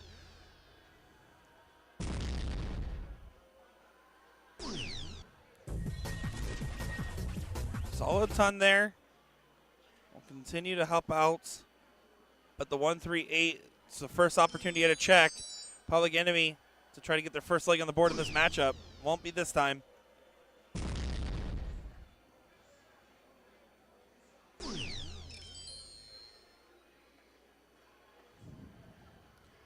54, still going to be 2-dart check. So if you're 4 horsemen, you're thinking, okay, 211 needs to get chopped down. Make sure that 385 doesn't cause a freeze.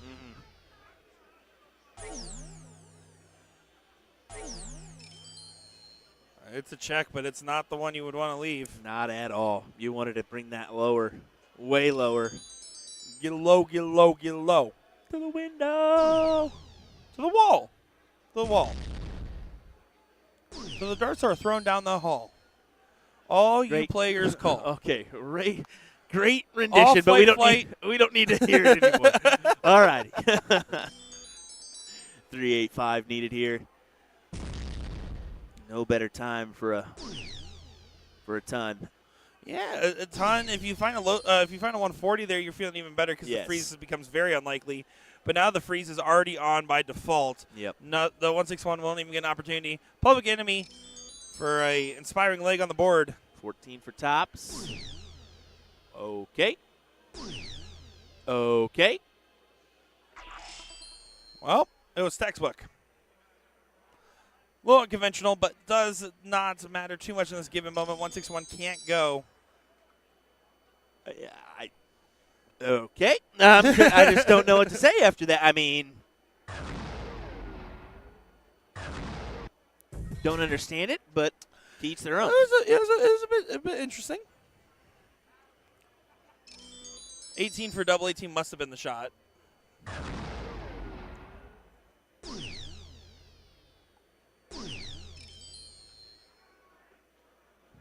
Leaves 168. That's unfortunately a bogey. I think he's just fully saying my partner's going to take it here. Yeah. I'm not too worried about it in that regard. But both players, I mean, both the back end players here, B players, are kind of relying on their A. no, Well, certainly. they are relying on their A. There's no Certainly. kind of about it. And it's the other way around right now for 4 horsemen in this given leg. Is right now you're relying on the B. You're relying on the B player to leave themselves a fence to take it out before your opponents do. But 36, 3 darts clear for the first leg on the board in this round 4 matchup.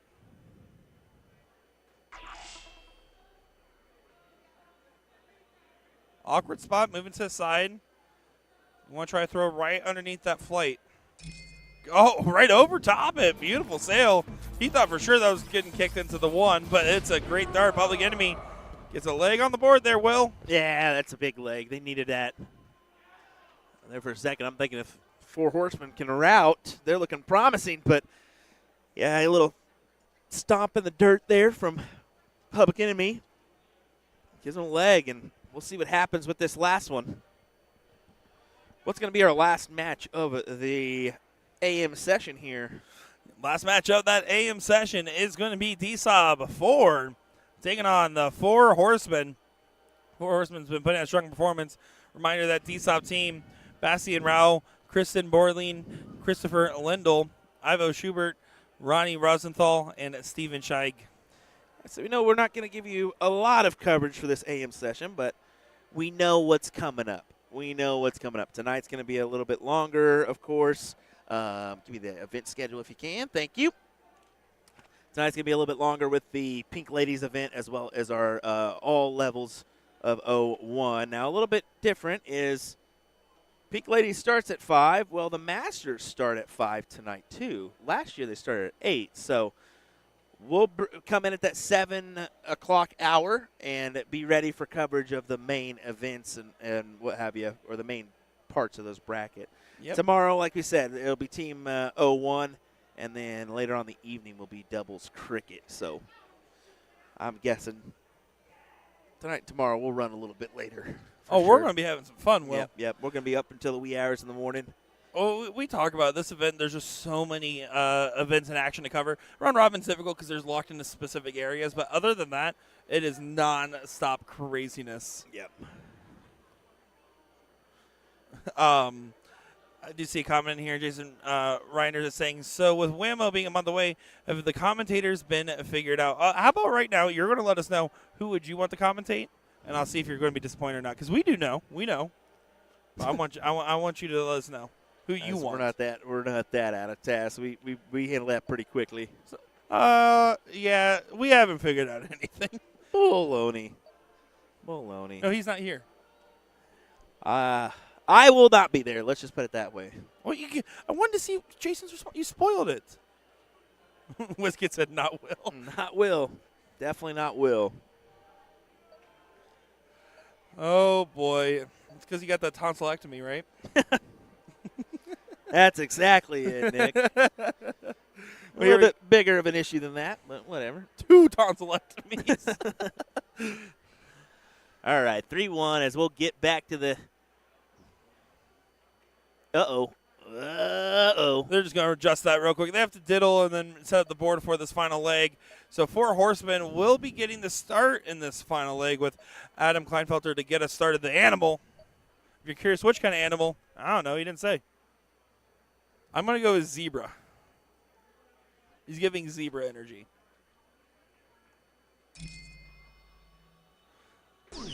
Robbie, please don't spread any misinformation in the chat. His darts didn't sell out. That was just an April Fool's joke.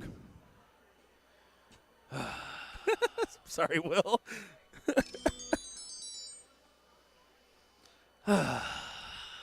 That's rude. Just so rude. But by the way, if you want a set of Will Stewart darts, go to the A to Z Darts booth here at NDA Team Dart.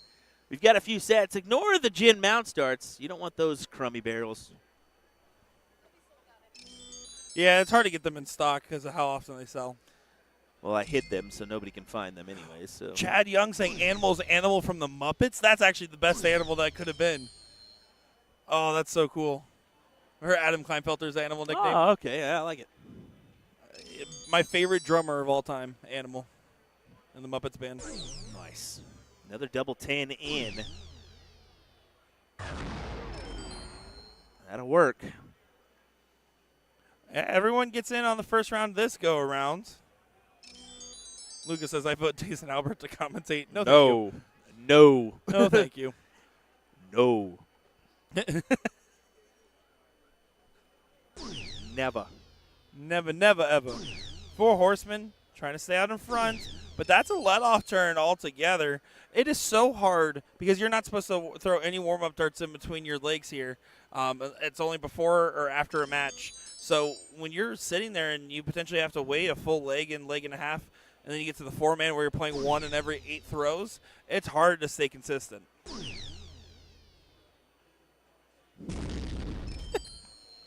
Chat, be nice to Will. Brandon saying, was hoping Will would be at Whammo so we could teach him how to play darts this year. Okay, Brandon.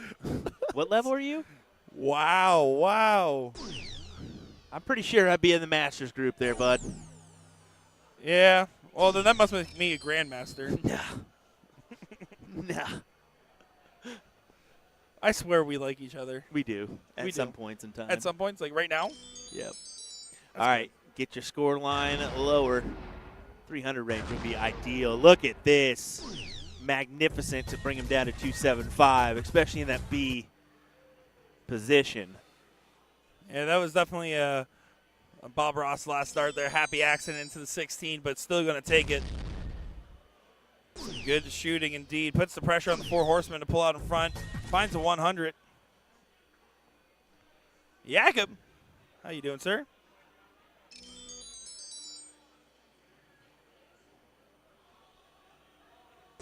Guys, the correct answer for Whammo was Nick, by the way. You guys just said me. It's a bit awkward, but kind of, I was already asking it. You guys could have just said it. Nobody wants you, Nick. Sorry, bud. Cody Cottrell finds a ton on the board. Public Enemy doing a good job. 4 horsemen need to get both their score lines under that 300 range. I will say, Nick loves Wisconsin. He loves a nice brisk big walk Wisconsin fan. in Wisconsin. Oh, the best walking town I've been to. Yep. It's a good one. All right, 275.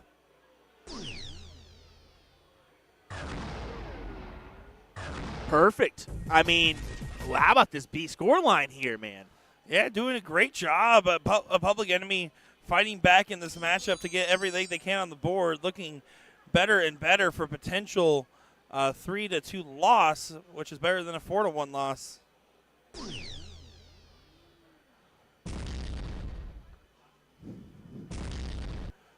Good one of 40. That is a great shot from Guy Perry just to say, all right, you leave 145. I'm going to leave a little bit better. Granted, you'll get the first look, but just in case. We still got to fade some darts. Dalton does leave a 160, drops that last dart, but you just had to make sure not to pull left or right.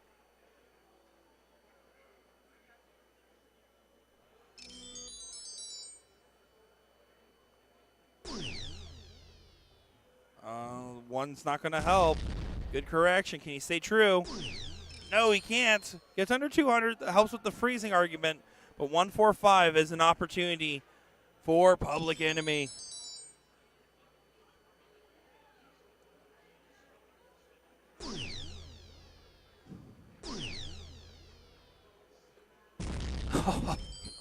That's a big last. That's a big last, but it's going to go back to Adam here at 119, and might be his only chance on that A-score lane to take this because of the fact that the 199 is starting to get further and further back. Exactly. So 19 first dart. Has to be 19 first dart. Triple for tops. Tops. Oh, well above. Yeah, that third dart was thrown extremely quick. You could tell he was excited to throw it. Doesn't go. Cody Cottrell is taking a 149, 160. It's not going to happen here. If you're curious, Cody McGraw and his headphones is Cody Cottrell. Cody McGraw is from Ohio and was in the chat earlier. But Cody Cottrell listening to Morgan Wallen. I thought you were mixed up with Tim McGraw there for a second. Maybe. But no, Cody McGraw is also from Ohio and was in the chat.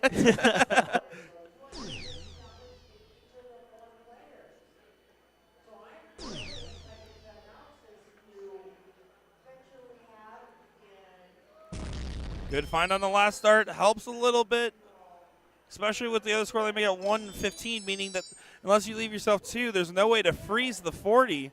So you got to just take it. Got to take it. Doesn't go. It doesn't, and now Tops is. Oh. Tops is all that's needed. Tops is all that's needed, and you like guys' chances here for 4-1.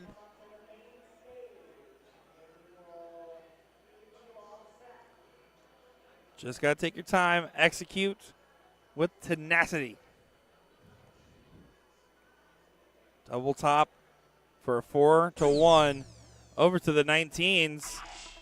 Things got tricky with that double one. Didn't happen. 115 gets an opportunity to go now.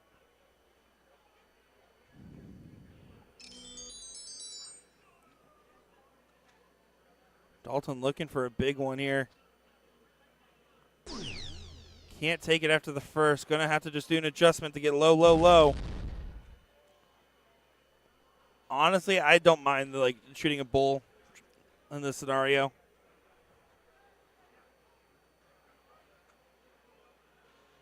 If not, you're going like a 48.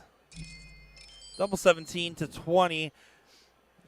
Didn't get below the 19, which is kind of what he had to consider there a little bit, but we'll see if it comes into play. 118, if it doesn't get brought down, doesn't matter.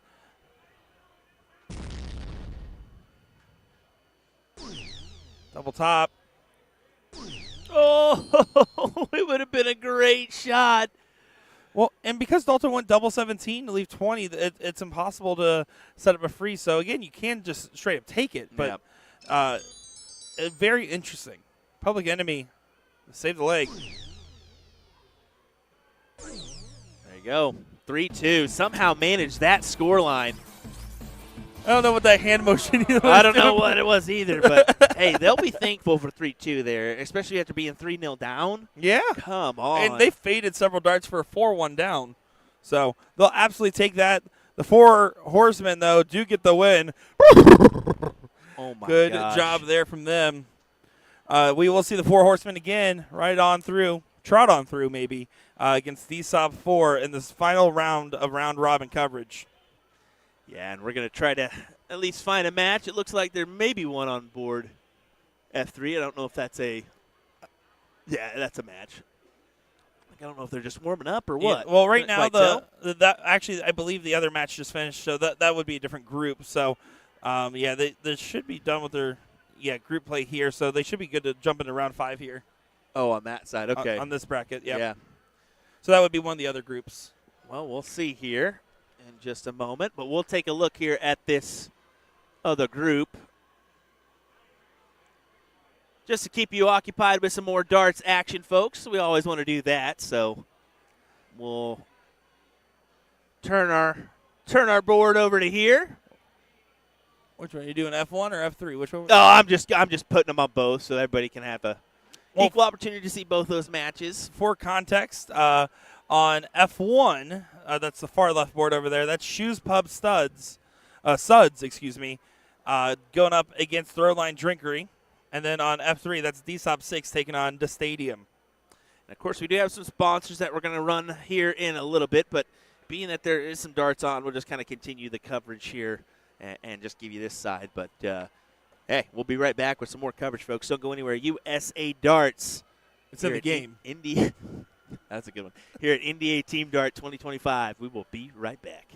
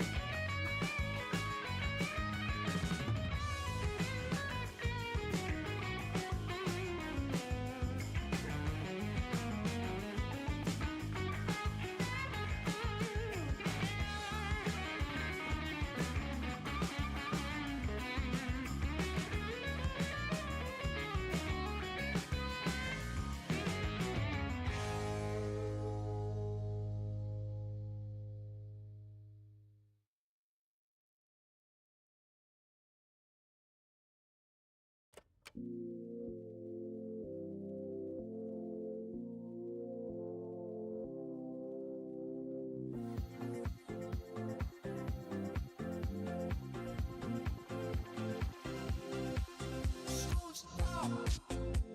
All about the break. School's out. School's out. All about the break. School's out. We gotta have a good time.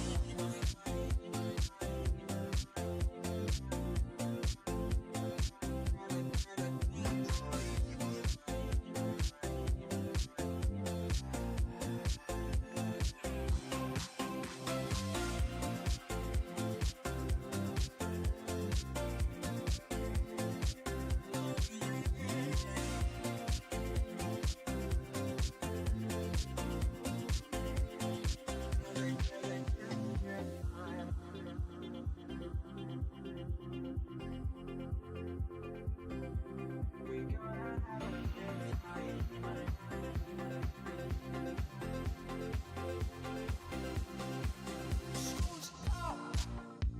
All about the break. School's out. School's out. All about the break. School's out. School's out. No doubt.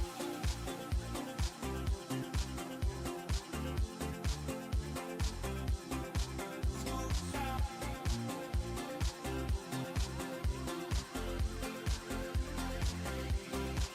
School's out. All about the break. School's out. School's out. All about the break. School's out. We gotta have a good time.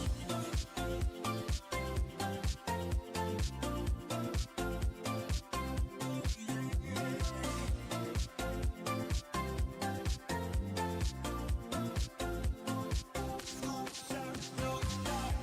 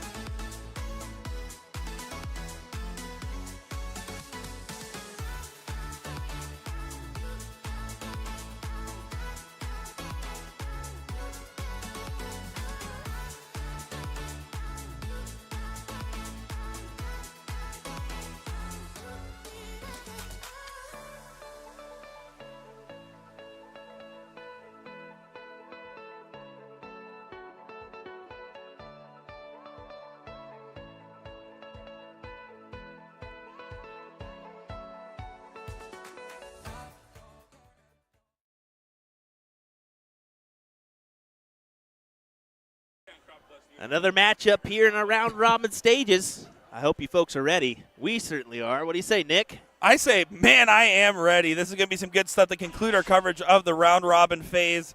This is going to be a pretty impactful matchup. Four Horsemen, pretty convincing win on their last match we saw. DSOP started off with a 3-2 win on our initial coverage. DSOP going to want to get this win to lock it in. Yeah, no doubt.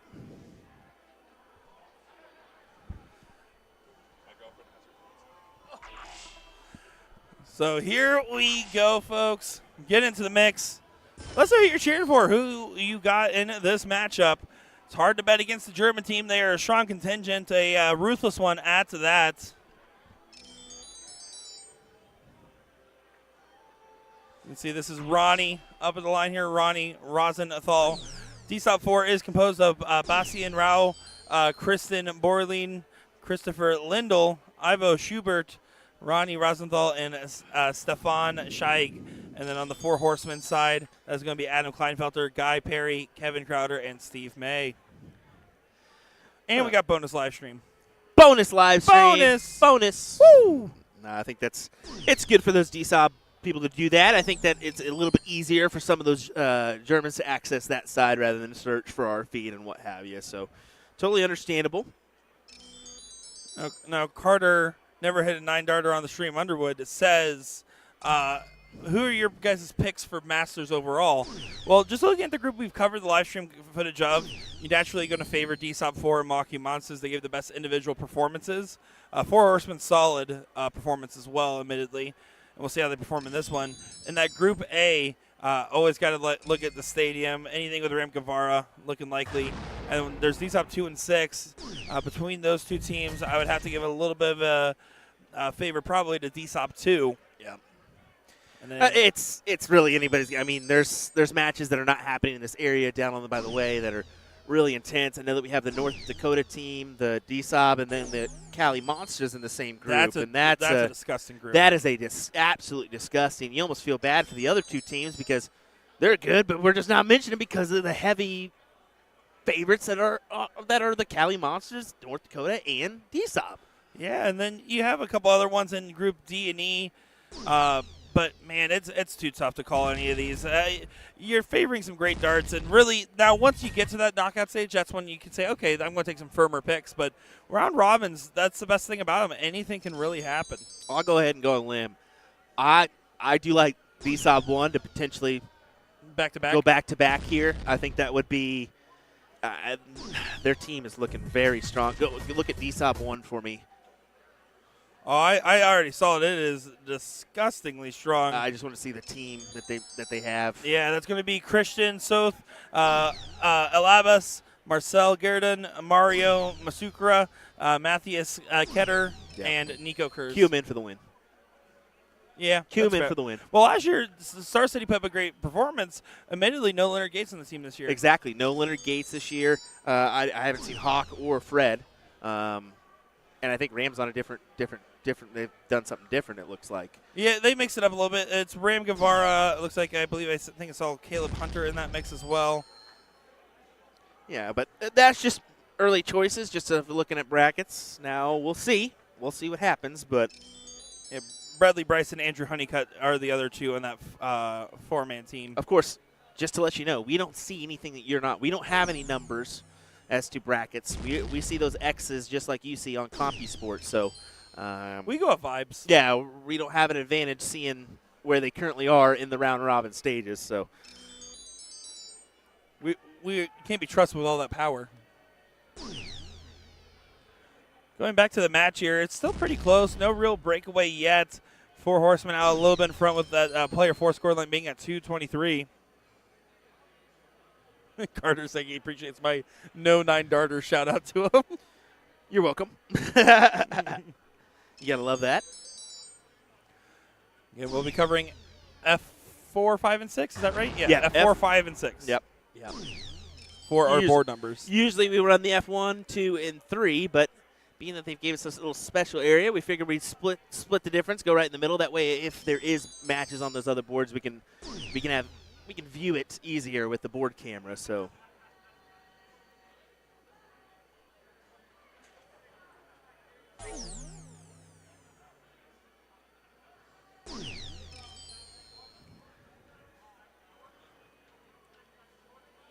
Somewhat of a tough start for everyone here.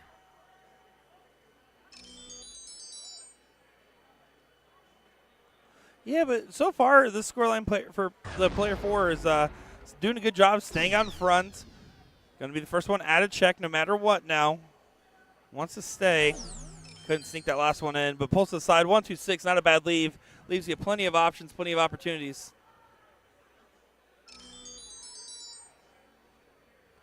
Do you think, Will, that wasn't the whole question. Do you think, Will, that when you're playing the German teams, just maybe it's your first time out here, right? You hear these stories about the DSOB teams. Do you think that some of these players get a little intimidation value on just the team name alone, regardless of not knowing that maybe if you're a newcomer, you heard about DSOB, but you don't know the difference between DSOB 1 and 8? That's hard. I mean, you know the name DSOB if you watched in the past, but it's kind of hard to. I would say, yeah, maybe DSOB 1 or DSOB 2. Maybe you kind of know that. If you're a frequent flyer of watching PDC Darts, too, you know some of those players. So Certainly. that's more the factor. But I can't say it enough. You can't focus on the name. You got to focus on your game. That's it. Yeah, name value intimidation, it's a hard habit to break, but you just got to get used to just playing everybody. You might hear about how strong the Germans are, and you'd be right to hear that, but you just have to trust in your own ability to be like, nope, we're fine. We're going to make it through one dart at a time. Beautiful darts. No, you can't do that. 1-2-6 was so good. He hit the 2 trip 19s, but over there hits a single 13 instead of the double 6. That's unfortunate, and that could be potentially detrimental. That very well could be. I mean, ouch, ouch, ouch, ouch. That's a toughie.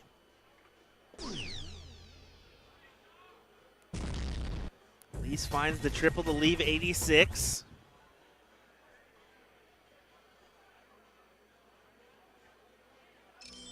That's a solid shot. Leaves that finish and pressures the 126 significantly. And a huge find there, 95 score. It's up to Ronnie here. Needs to make sure to get in range. Make sure 86 isn't frozen. Needs a treble. Not going to find a treble. Freeze is guaranteed pretty much unless there's another bust. Yeah. You can't bust 126 twice. No, you certainly can't. See how upset the DSOB player was there.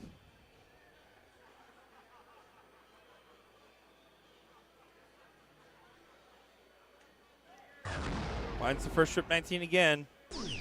This time you definitely can't bust. Go for the bull. It's just outside by one hole. Leaves 25. Going to be happy with that because that's a combined a 109 scoreline, excuse me. Frozen by 71 points there.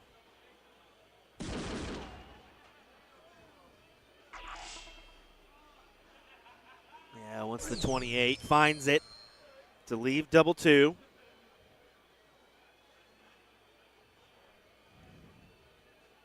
There we go with 84. Triple 20. Double 12.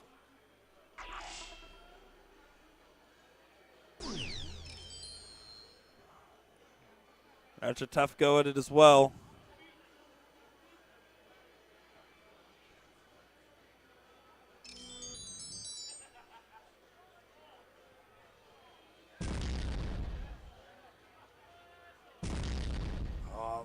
Phenomenal pickup from Ronnie in these last 6 darts so far. Well, 5 darts coming in 6. Yes, superb. I mean, he wanted that last dart to find the 19. Grabs the shirt, knowing want to at least leave it at 1. 1 dart, that is. But here we go. Guy 5 or 9. And the 4's frozen again, regardless of what happens here. So good position. Just take your time. Stay calculated on your check for leg number 1. It is going in the way of the 4 horsemen. Trotting on through.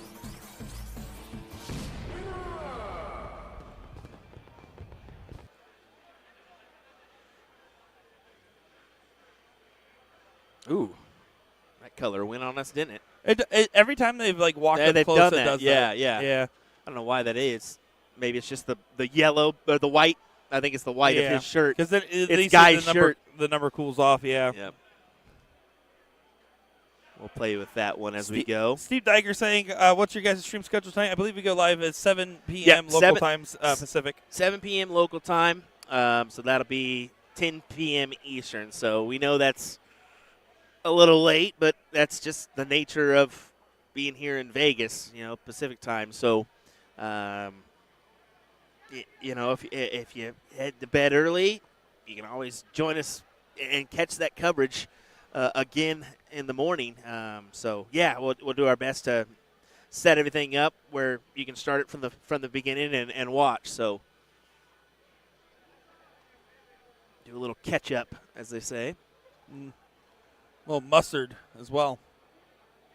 Here we go, leg number 2. Off and going, and looking like they're wasting no time.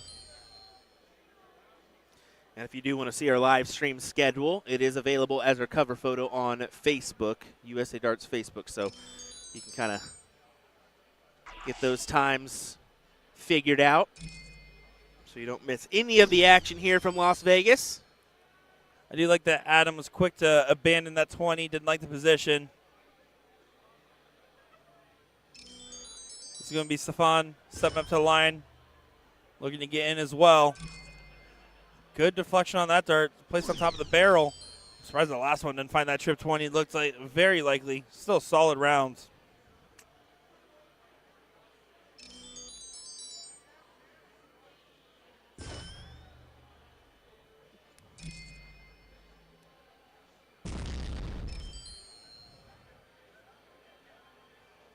Well, gets him the lowest score line so far at 411.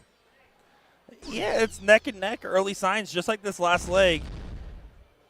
Admittedly, there was no one really catching some serious fire in that last leg. I mean, that was 7 rounds, I believe. Yeah, and that's kind of what I stated. I mean, it's just kind of a slower start than we're used to. But that's going to happen. I mean, you've been playing a little consecutive now for the morning. I mean, 8 a.m. is when you started here, so.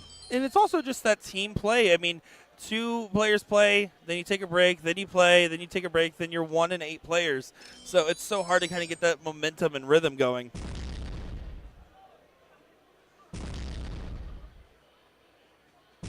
How about that, though? Stefan finds a 180. Pulls them out in front. Again, don't know the specifics of this, but considering that we saw Public Enemy lose their last 2, and then we saw Milwaukee Monsters get a tight win. We saw D-Sob get a tight win. And 4 Horsemen get a tight win. This is an impactful matchup. This is one to watch out for here.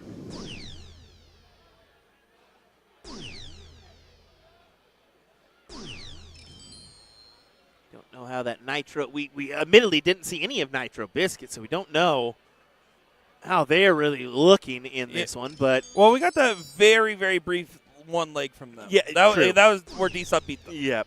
So I think this really comes down to D-Sob 4 and the 4 Horsemen here. This match really could determine who goes through and who is unfortunately not going to the next stages here. So I think Monsters may be locked in. Yeah, Monsters looking likely, given on their scenario, Public Enemy in a bad spot. 4 Horsemen's the one where it's very interesting about what could possibly happen, as this is a full-blown invasion of our booth right now. What the heck just happened here? All these North Dakota guys just scared the living heck out of us. Oh, my gosh. Oh, hey, how's it going, Snapchat? So everyone watching. What? Nope, nope. Chat, if you're curious, we are not hitting very well this year. You can see D-Sob trying to pull out in front. Good last start triple. Does help that cause. Finds a low ton on the turn. I'm going to ignore all these guys. You got to. The good job there from D-Sob staying out front. Adam Kleinfelter needs a ton plus to get things going. What is going on? I think Baby Trav just copped a feel. I don't know. Guys, my goodness. What is that? Did you get that on your security cam? I hope I did. There was like 6 people back here just all of a sudden just bombarded us. That was wild. I'm sorry for you folks at home watching, but I was scared for my life there for a second. It was too fast. Everything happened so fast. Those North Dakota guys are huge, too. They're big. And lots of fun. And Garrett, too, who was also with them. Sitting at 114, first checkout leave of the second leg here. But there will be a check left here for Four Horsemen, and it might be a good one. Trip 13 does hit it, leaves 32. Perfect setup on the 159. Beautiful shot indeed. We got somebody who just commented in here saying, love talking to myself, greatest stream duo ever, as we just seen your comment that said, are there any other live streams from different channels covering different boards? Nope, we're it. So if you want to watch us, that's the best place to do so. You've got 321 boards here, but yeah, we're the only streaming service providing the coverage here. So yeah, we cover 3 different boards. It's just with the setup of the round robin. If you do want to follow along with your favorite players on CopySport.us. Yep. Go over to that tournament section, look up NDA Team Dart 2025. You'll be able to follow along with everyone else. And if you want to go and chit chat with anybody, we also are live on multiple different platforms. Some chat rooms livelier than others as well. Yep. So yeah, I mean, that's a big leg right there. Hear for that DSOB 4. celebration. Yeah, you can see them celebrate their You can hear it. approval. Oh, Yeah, so, massive. I mean, all we've been giving you today is this radical board because of the way things are set up. So they're allowing a space in between each match. So tonight that's going to change. We're going to have pretty consistent coverage on all 3 It's of our also the boards here. Round robins, right? Yep, It's yep. just slower pace. Once we get to everything, you're absolutely right. Well, we have 3 different boards. There'll be times where you'll hear us commenting. You're like, what are they even talking about? Because we've been going for 3-4 hours without really taking that breather. Exactly.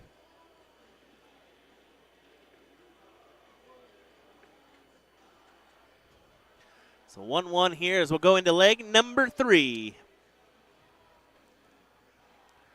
Oh, taking a little reset here, getting the right order in Yeah, line. that's it, This the right order. Guy's going to be throwing. Gets in on the first, using that double 16. Talked about it a little bit with Alex Spellman not too long ago. He said, if I'm going first, I don't mind using double 16. If I'm going second, I'm almost always going double 20, trying to play for the 9.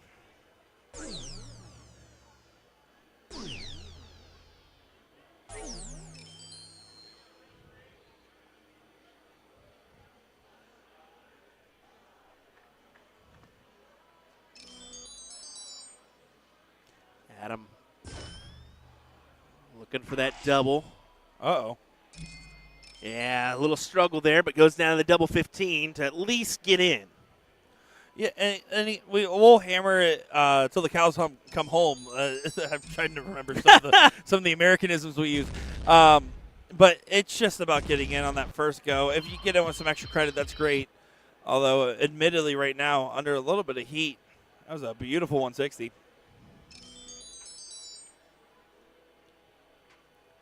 But Guy was able to get in with some success as well. He seems to be just starting to throw even better and better in the last 2 matches here we've seen. 78, not as much as he expected after that first start, but still a solid scoring visit.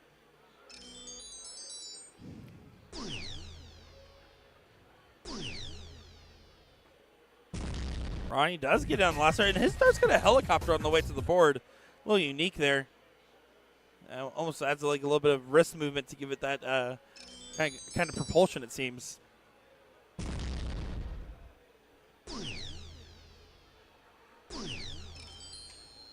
Yeah, Adam not thrilled with that outcome there. It's just a little hesitation there before the board kicks on over for the score line. That is my biggest problem when it comes to soft tip, because I'm so quick to the line. I thought it was that you miss. No, it's definitely not that. Yeah, but I step so quick to the line that I always find myself like, Yeah, you have to go yet. self-pace. Yeah. That's also why you see so many soft tip players that then transition to steel or happen to be playing a steel event, and then they play so much slower than steel exclusive players typically are used to. Yeah, exactly.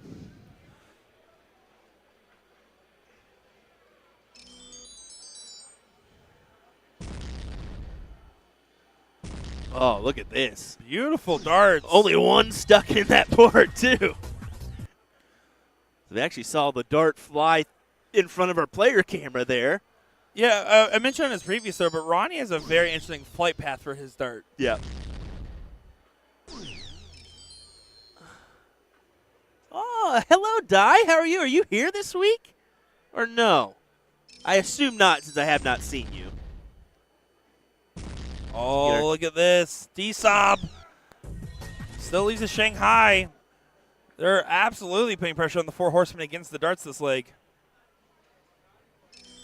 This is what I was talking about earlier. Even if they just join in the chat just to say hello and, Well, hey, we're here for it. You gotta love it. It might be Gotta USA love it. darts, but it's really everyone's darts at the end of the day that we're here for. Exactly.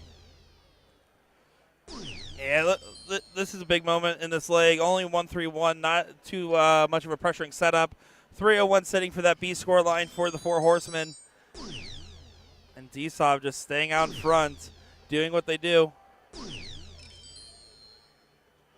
And we got Mooney Mayhem, Ryan Mooneyham. Oh, Ryan. As well as Paul Rogers as well. No Dysovia this year. Ridiculous. Come on out. So happy you're here tuning in virtually, though. To all of you who have been so gracious in supporting us, we appreciate each and every one of you viewing. Make sure right now, hit that follow button. You'll be able to get notified when we go live, as this will be our final match of the round-robin coverage today. And then after that, we will have our evening session, of course.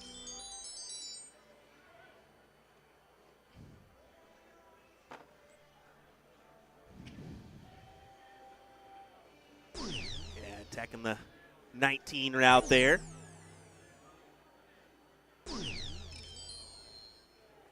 Leave himself 78. That B score line, though, is going to be the one to watch out for player 4. I mean, they're sitting pretty. This could go as well.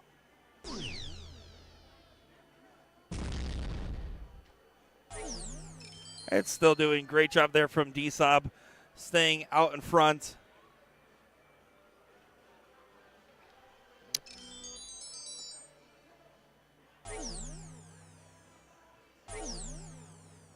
And Adam just kind of chucked that last dart away. He's definitely was showing some frustration on his face, not hiding that emotion. At 76 now, has the opportunity to go.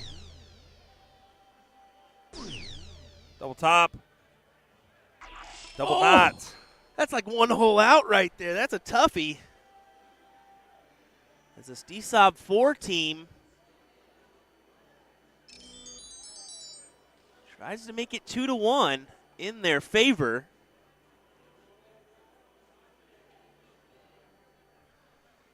But still sitting back at 209, this leg is pretty much guaranteed for D-Sob in this given scenario. Exactly. I mean, they're okay in the circumstances they're in right now. You just can't mess with it. You got to just take it out and move on to the next one. Oh, unfortunately, that bust doesn't help the cause much either. Doesn't matter too much since 209 needs to get set up first, and you need to fade darts anyways. But it's the second time we've seen Guy bust. Double top. This time does go in. That's a 2-1 advantage for D-Sob 4 over the Four Horsemen.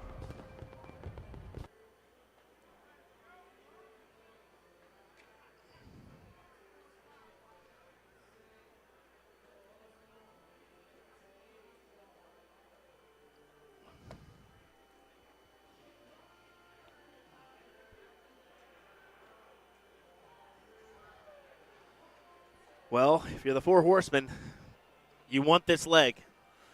You want this leg. Absolutely. Tie us up. Go to the last leg decider, because one leg could be the difference between you getting through or you bidding adieu. Ooh, look There you at go, brother. Bop, bop, bop, bop, bop, bop. Whoa, Bop. he's hitting with the bops too. Yeah, important moment here. Four Horsemen have to win with this throw. They have to take advantage of it going first. They need this to go 2-2. You're absolutely spot on there, Will.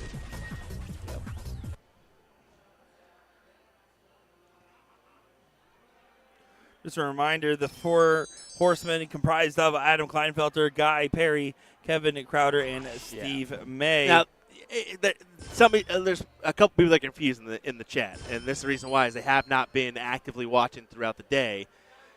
at certain points where we've explained it. Well, it's also You'll- 2-on-2. Yes, split. that's it. That's It's- it. That's gets what I was about to say. confusing. It's a 4-man team, but you split up into 2-person teams for the first 4 legs. And then that last leg, you go into your full 4-man team. So it's a little confusing. We can get where that would be the case. But, yeah, just to reassure you of that one, that, yes, all 4 players are on the same team. It's just they'll take a break at certain points Exactly to right. allow those other teams to, or allow other teammates to join in. And 4 Horsemen, one of the scorelines not even in. Not a big scoring round either. This is definitely dangerous waters you're starting to swim in. And D-Sub, when they smell blood in the water, they attack. Stefan finds the first trip 20. Can he follow it with another? He can. Can he get all 3? He can. Finds a 180. That's a big round.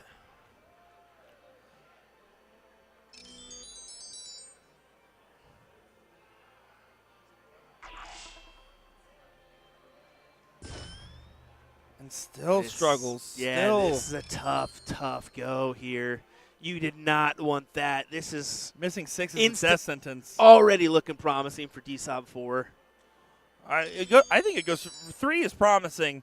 6 is almost guaranteed. Yeah. It is so hard in this format. Now, you can miss 6 and sometimes play perfect from here on out and be able to get back into it.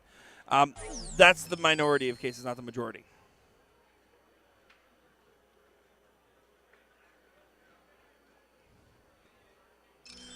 Sean saying, gotcha, thanks. Yeah, I started watching. Hard to watch while doing lineman work. Well, Oh, you know, totally understand. Safety first. Yeah. Stop working. Start watching. No, that's the case. I mean, it is Friday. A lot of people are working. Our Germans are, it's 3 o'clock Central Time, so they're approaching the 10 o'clock hour, I believe, over there. So later in their evening, they're freed up. But, yeah, we'll try to reiterate some things throughout our coverage just to make it easier on the new viewers. Certainly. It's now or never. You need to get in and hope for some perfection. That's 7 missed on the end. Make it 8. You can see it. He's feeling every bit of the weight on his shoulders right now, knowing what this means. Does find on the last.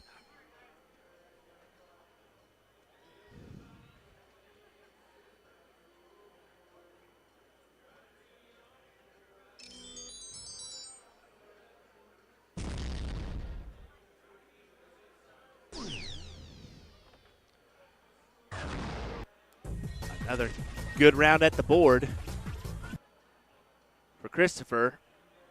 I mean, it's just another round closer.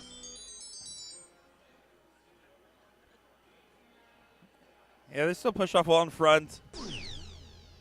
The only route possible that was left was at the start of this turn right here. 4 Horsemen needed to leave a finish on that A score line. B score line needed perfection, and they needed a slow rounds there from DSOB.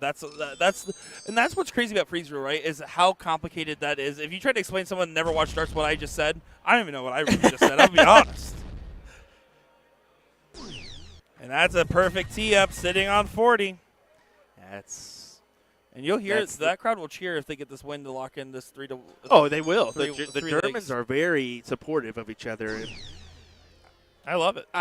Even to the point where it'll be early in the morning when a final is getting ready to happen, and well, they're down there. Their focus is on that. They're not gambling. They're not having a drink. They're down there to watch their friends. Oh, sometimes they do too. Well, yeah, I mean, come on. A little bit. Having a little bit of a laugh at himself.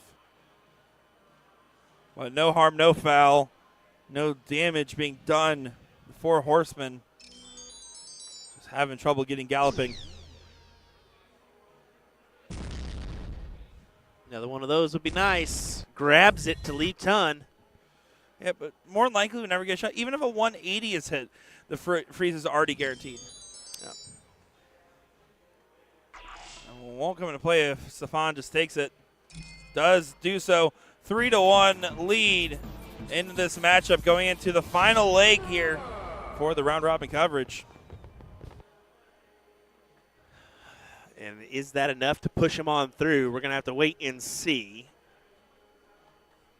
Now, it is nice that this is all done mobily, so we should be able to get a fairly quick. Yeah, it's been updating almost instantly. That's what I'm saying. It should be fairly quick to get some numbers on where everybody is.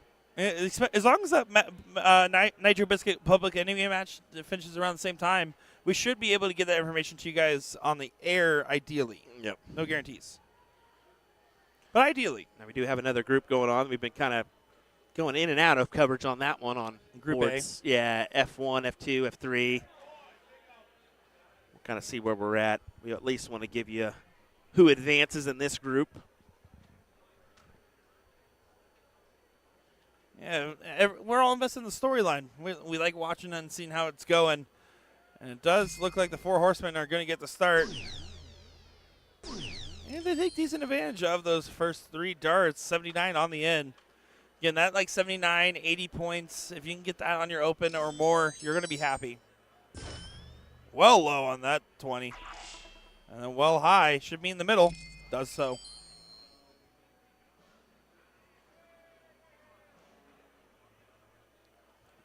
Reminder, since this is the last leg, everybody will participate here.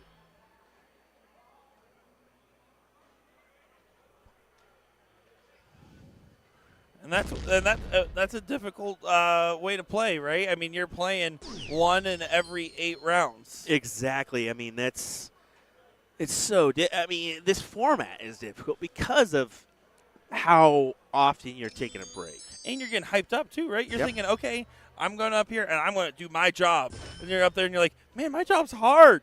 I don't want to do this no Right. more. It's tough. But Stefan did not get in. An opening here for the Horsemen.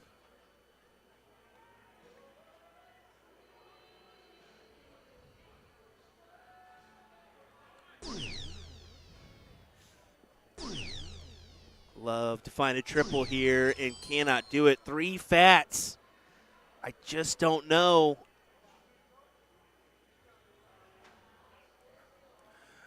It's determined on this, and then your player B score line for DSOB being not that they're not in yet. Well, missed by 2. Gonna take that one in this given instance to keep him in the running at 74 points scored. That was a big miss, but you'll capitalize on 36 rather than 12, right? Yeah, and now this is a big moment right here because this is where Four Horsemen can really punish not getting in.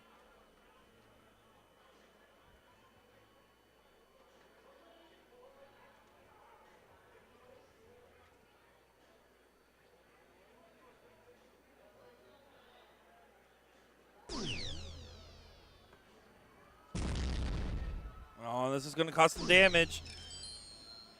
Because now the pressure really is on. Perfection expected now from DSOB if they want to stay in the running. You almost need a perfect start here, don't you?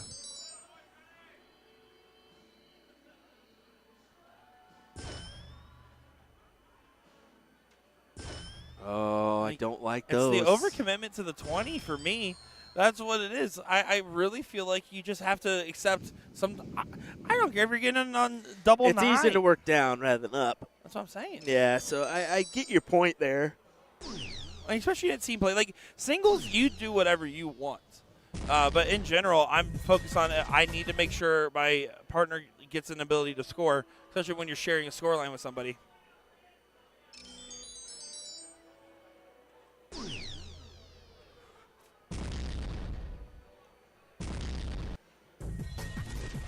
Still a good one, 121. Makes things a little bit interesting.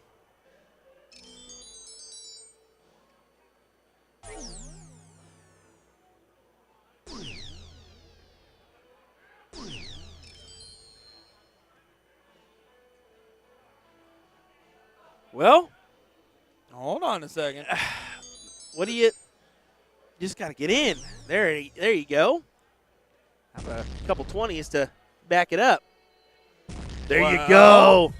All of a sudden, you didn't take the opportunity to get too far out in front. It's still favoring Four Horsemen, But now you're starting to think about it, and that's a little bit of a rallying cry there from the German contingent. Yeah, it's a big round for them.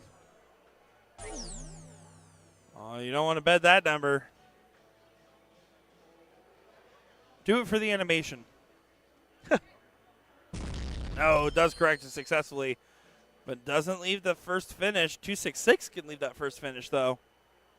Ronnie looking like he wants to. First one's good. How about Second one's another? good. How about another? Oh, still a great round at the board. Yeah, well, and that first finish is huge, and everyone knows how to take a 1-4-1. Double bull, trip 17, stop. That's exactly it. Yeah, I read the textbook recently. And again, another lax turn there for Four Horsemen. They should be thinking to themselves, we should be running away with this leg.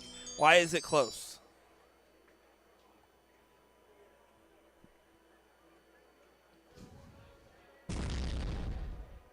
Chris can muster up at least a 100 here. He cannot.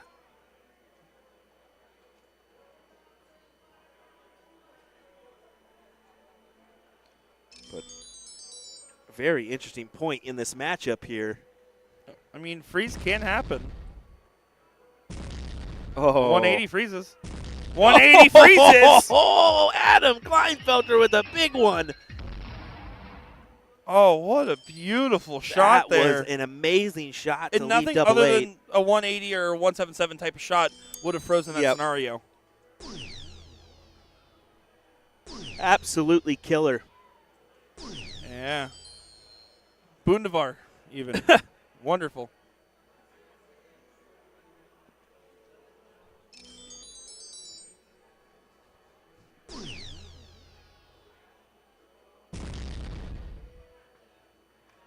Extra to help the cause.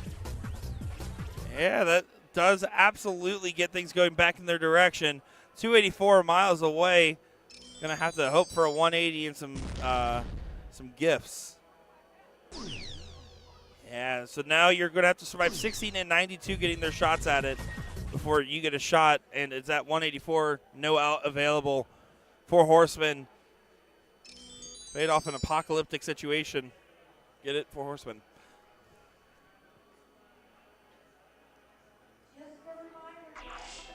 Good marker. Well, that's awkward. That's kind of a harmful. Still sneaks it in there. 3-2 win for DSOP 4. Four Horsemen recover a little bit of face at the end. We'll see how this ends up getting finalized here.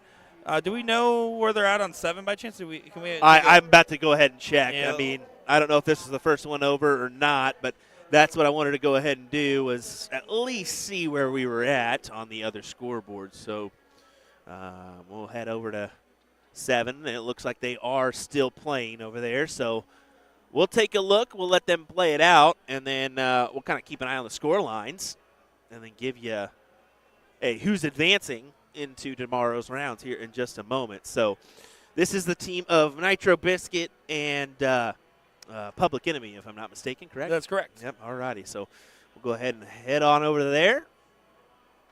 Maybe zoom in a little bit just to give you a little bit better perspective. And we'll be right back with more here in just a moment. William Stewart, Nick Teixeira, thanks for joining us, man. It's been a good start to our coverage. You know what? It's been a great start, Will. It is. It is. All righty, hang tight. We'll be right back.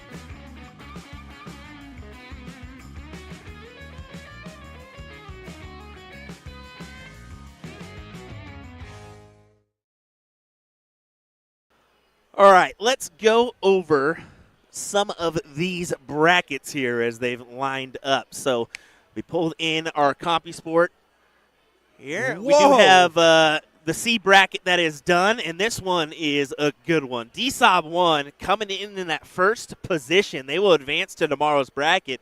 And then how about this, folks? The North Dakota team best the Cali Monsters. Oh, they will jeez. be headed to tomorrow's finals.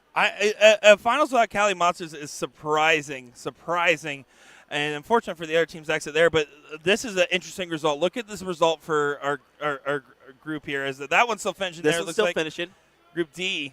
We'll go Group to B. Group D. This is the one we were covering. Look at that. Nitro Biscuit. We didn't get a chance to get a good look at him, but that last win was for the end. DSOP 4 doesn't make it. So how about that? We were completely wrong. We didn't get a look at Nitro Biscuit other than the one leg at the beginning and the ending there. They sneaked through in that first place position, tying the scoreline of Milwaukee Monsters. So it looks like we will have two Wisconsin teams going through in this bracket. Yeah, and those 3-2 losses for DSOP just took him out of the contention at the end.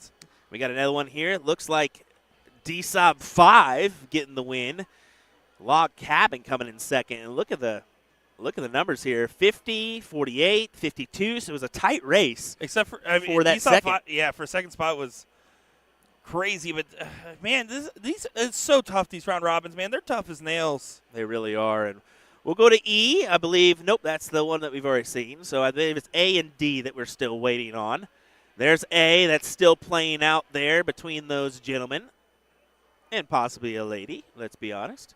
But here's the other one between Group D. All this information can be found on CompuSport. We'll give you a link in the chat so you guys can see. But we're going to go ahead and conclude our coverage for the morning because we got some great doubles action coming your way tonight. Pink Ladies doubles as well as Masters doubles to lead us off. And a guys, continuation. yeah, you're going to want to tune in. It's going to be a good night. There's so many great players that we want to highlight. Also, I'm going to be honest, guys. I'm about to smack Will on the dartboard. Well, maybe. We'll come back for that one. We got to eat food first. Nope, you're starving. All righty. We'll see you here in a little bit. 7 o'clock Pacific time. Local time is where we're going to go live. So 9 p.m. Central, 10 p.m. Eastern, for those that are wondering. If you're overseas, 9, that's going to be 6, that's going to be 3 a.m. your time there in the UK, 4 a.m. Germany time. So you may be able to tune in a little bit later in our coverage to start off your We'll get the Guten Morgens there soon enough. To start off your Saturday morning. All righty, thanks for joining us, folks. We appreciate it. We look forward to more action here on USA Darts. It's in the game. As we move forward. Take care. We'll see you here in a little bit. We'll miss you.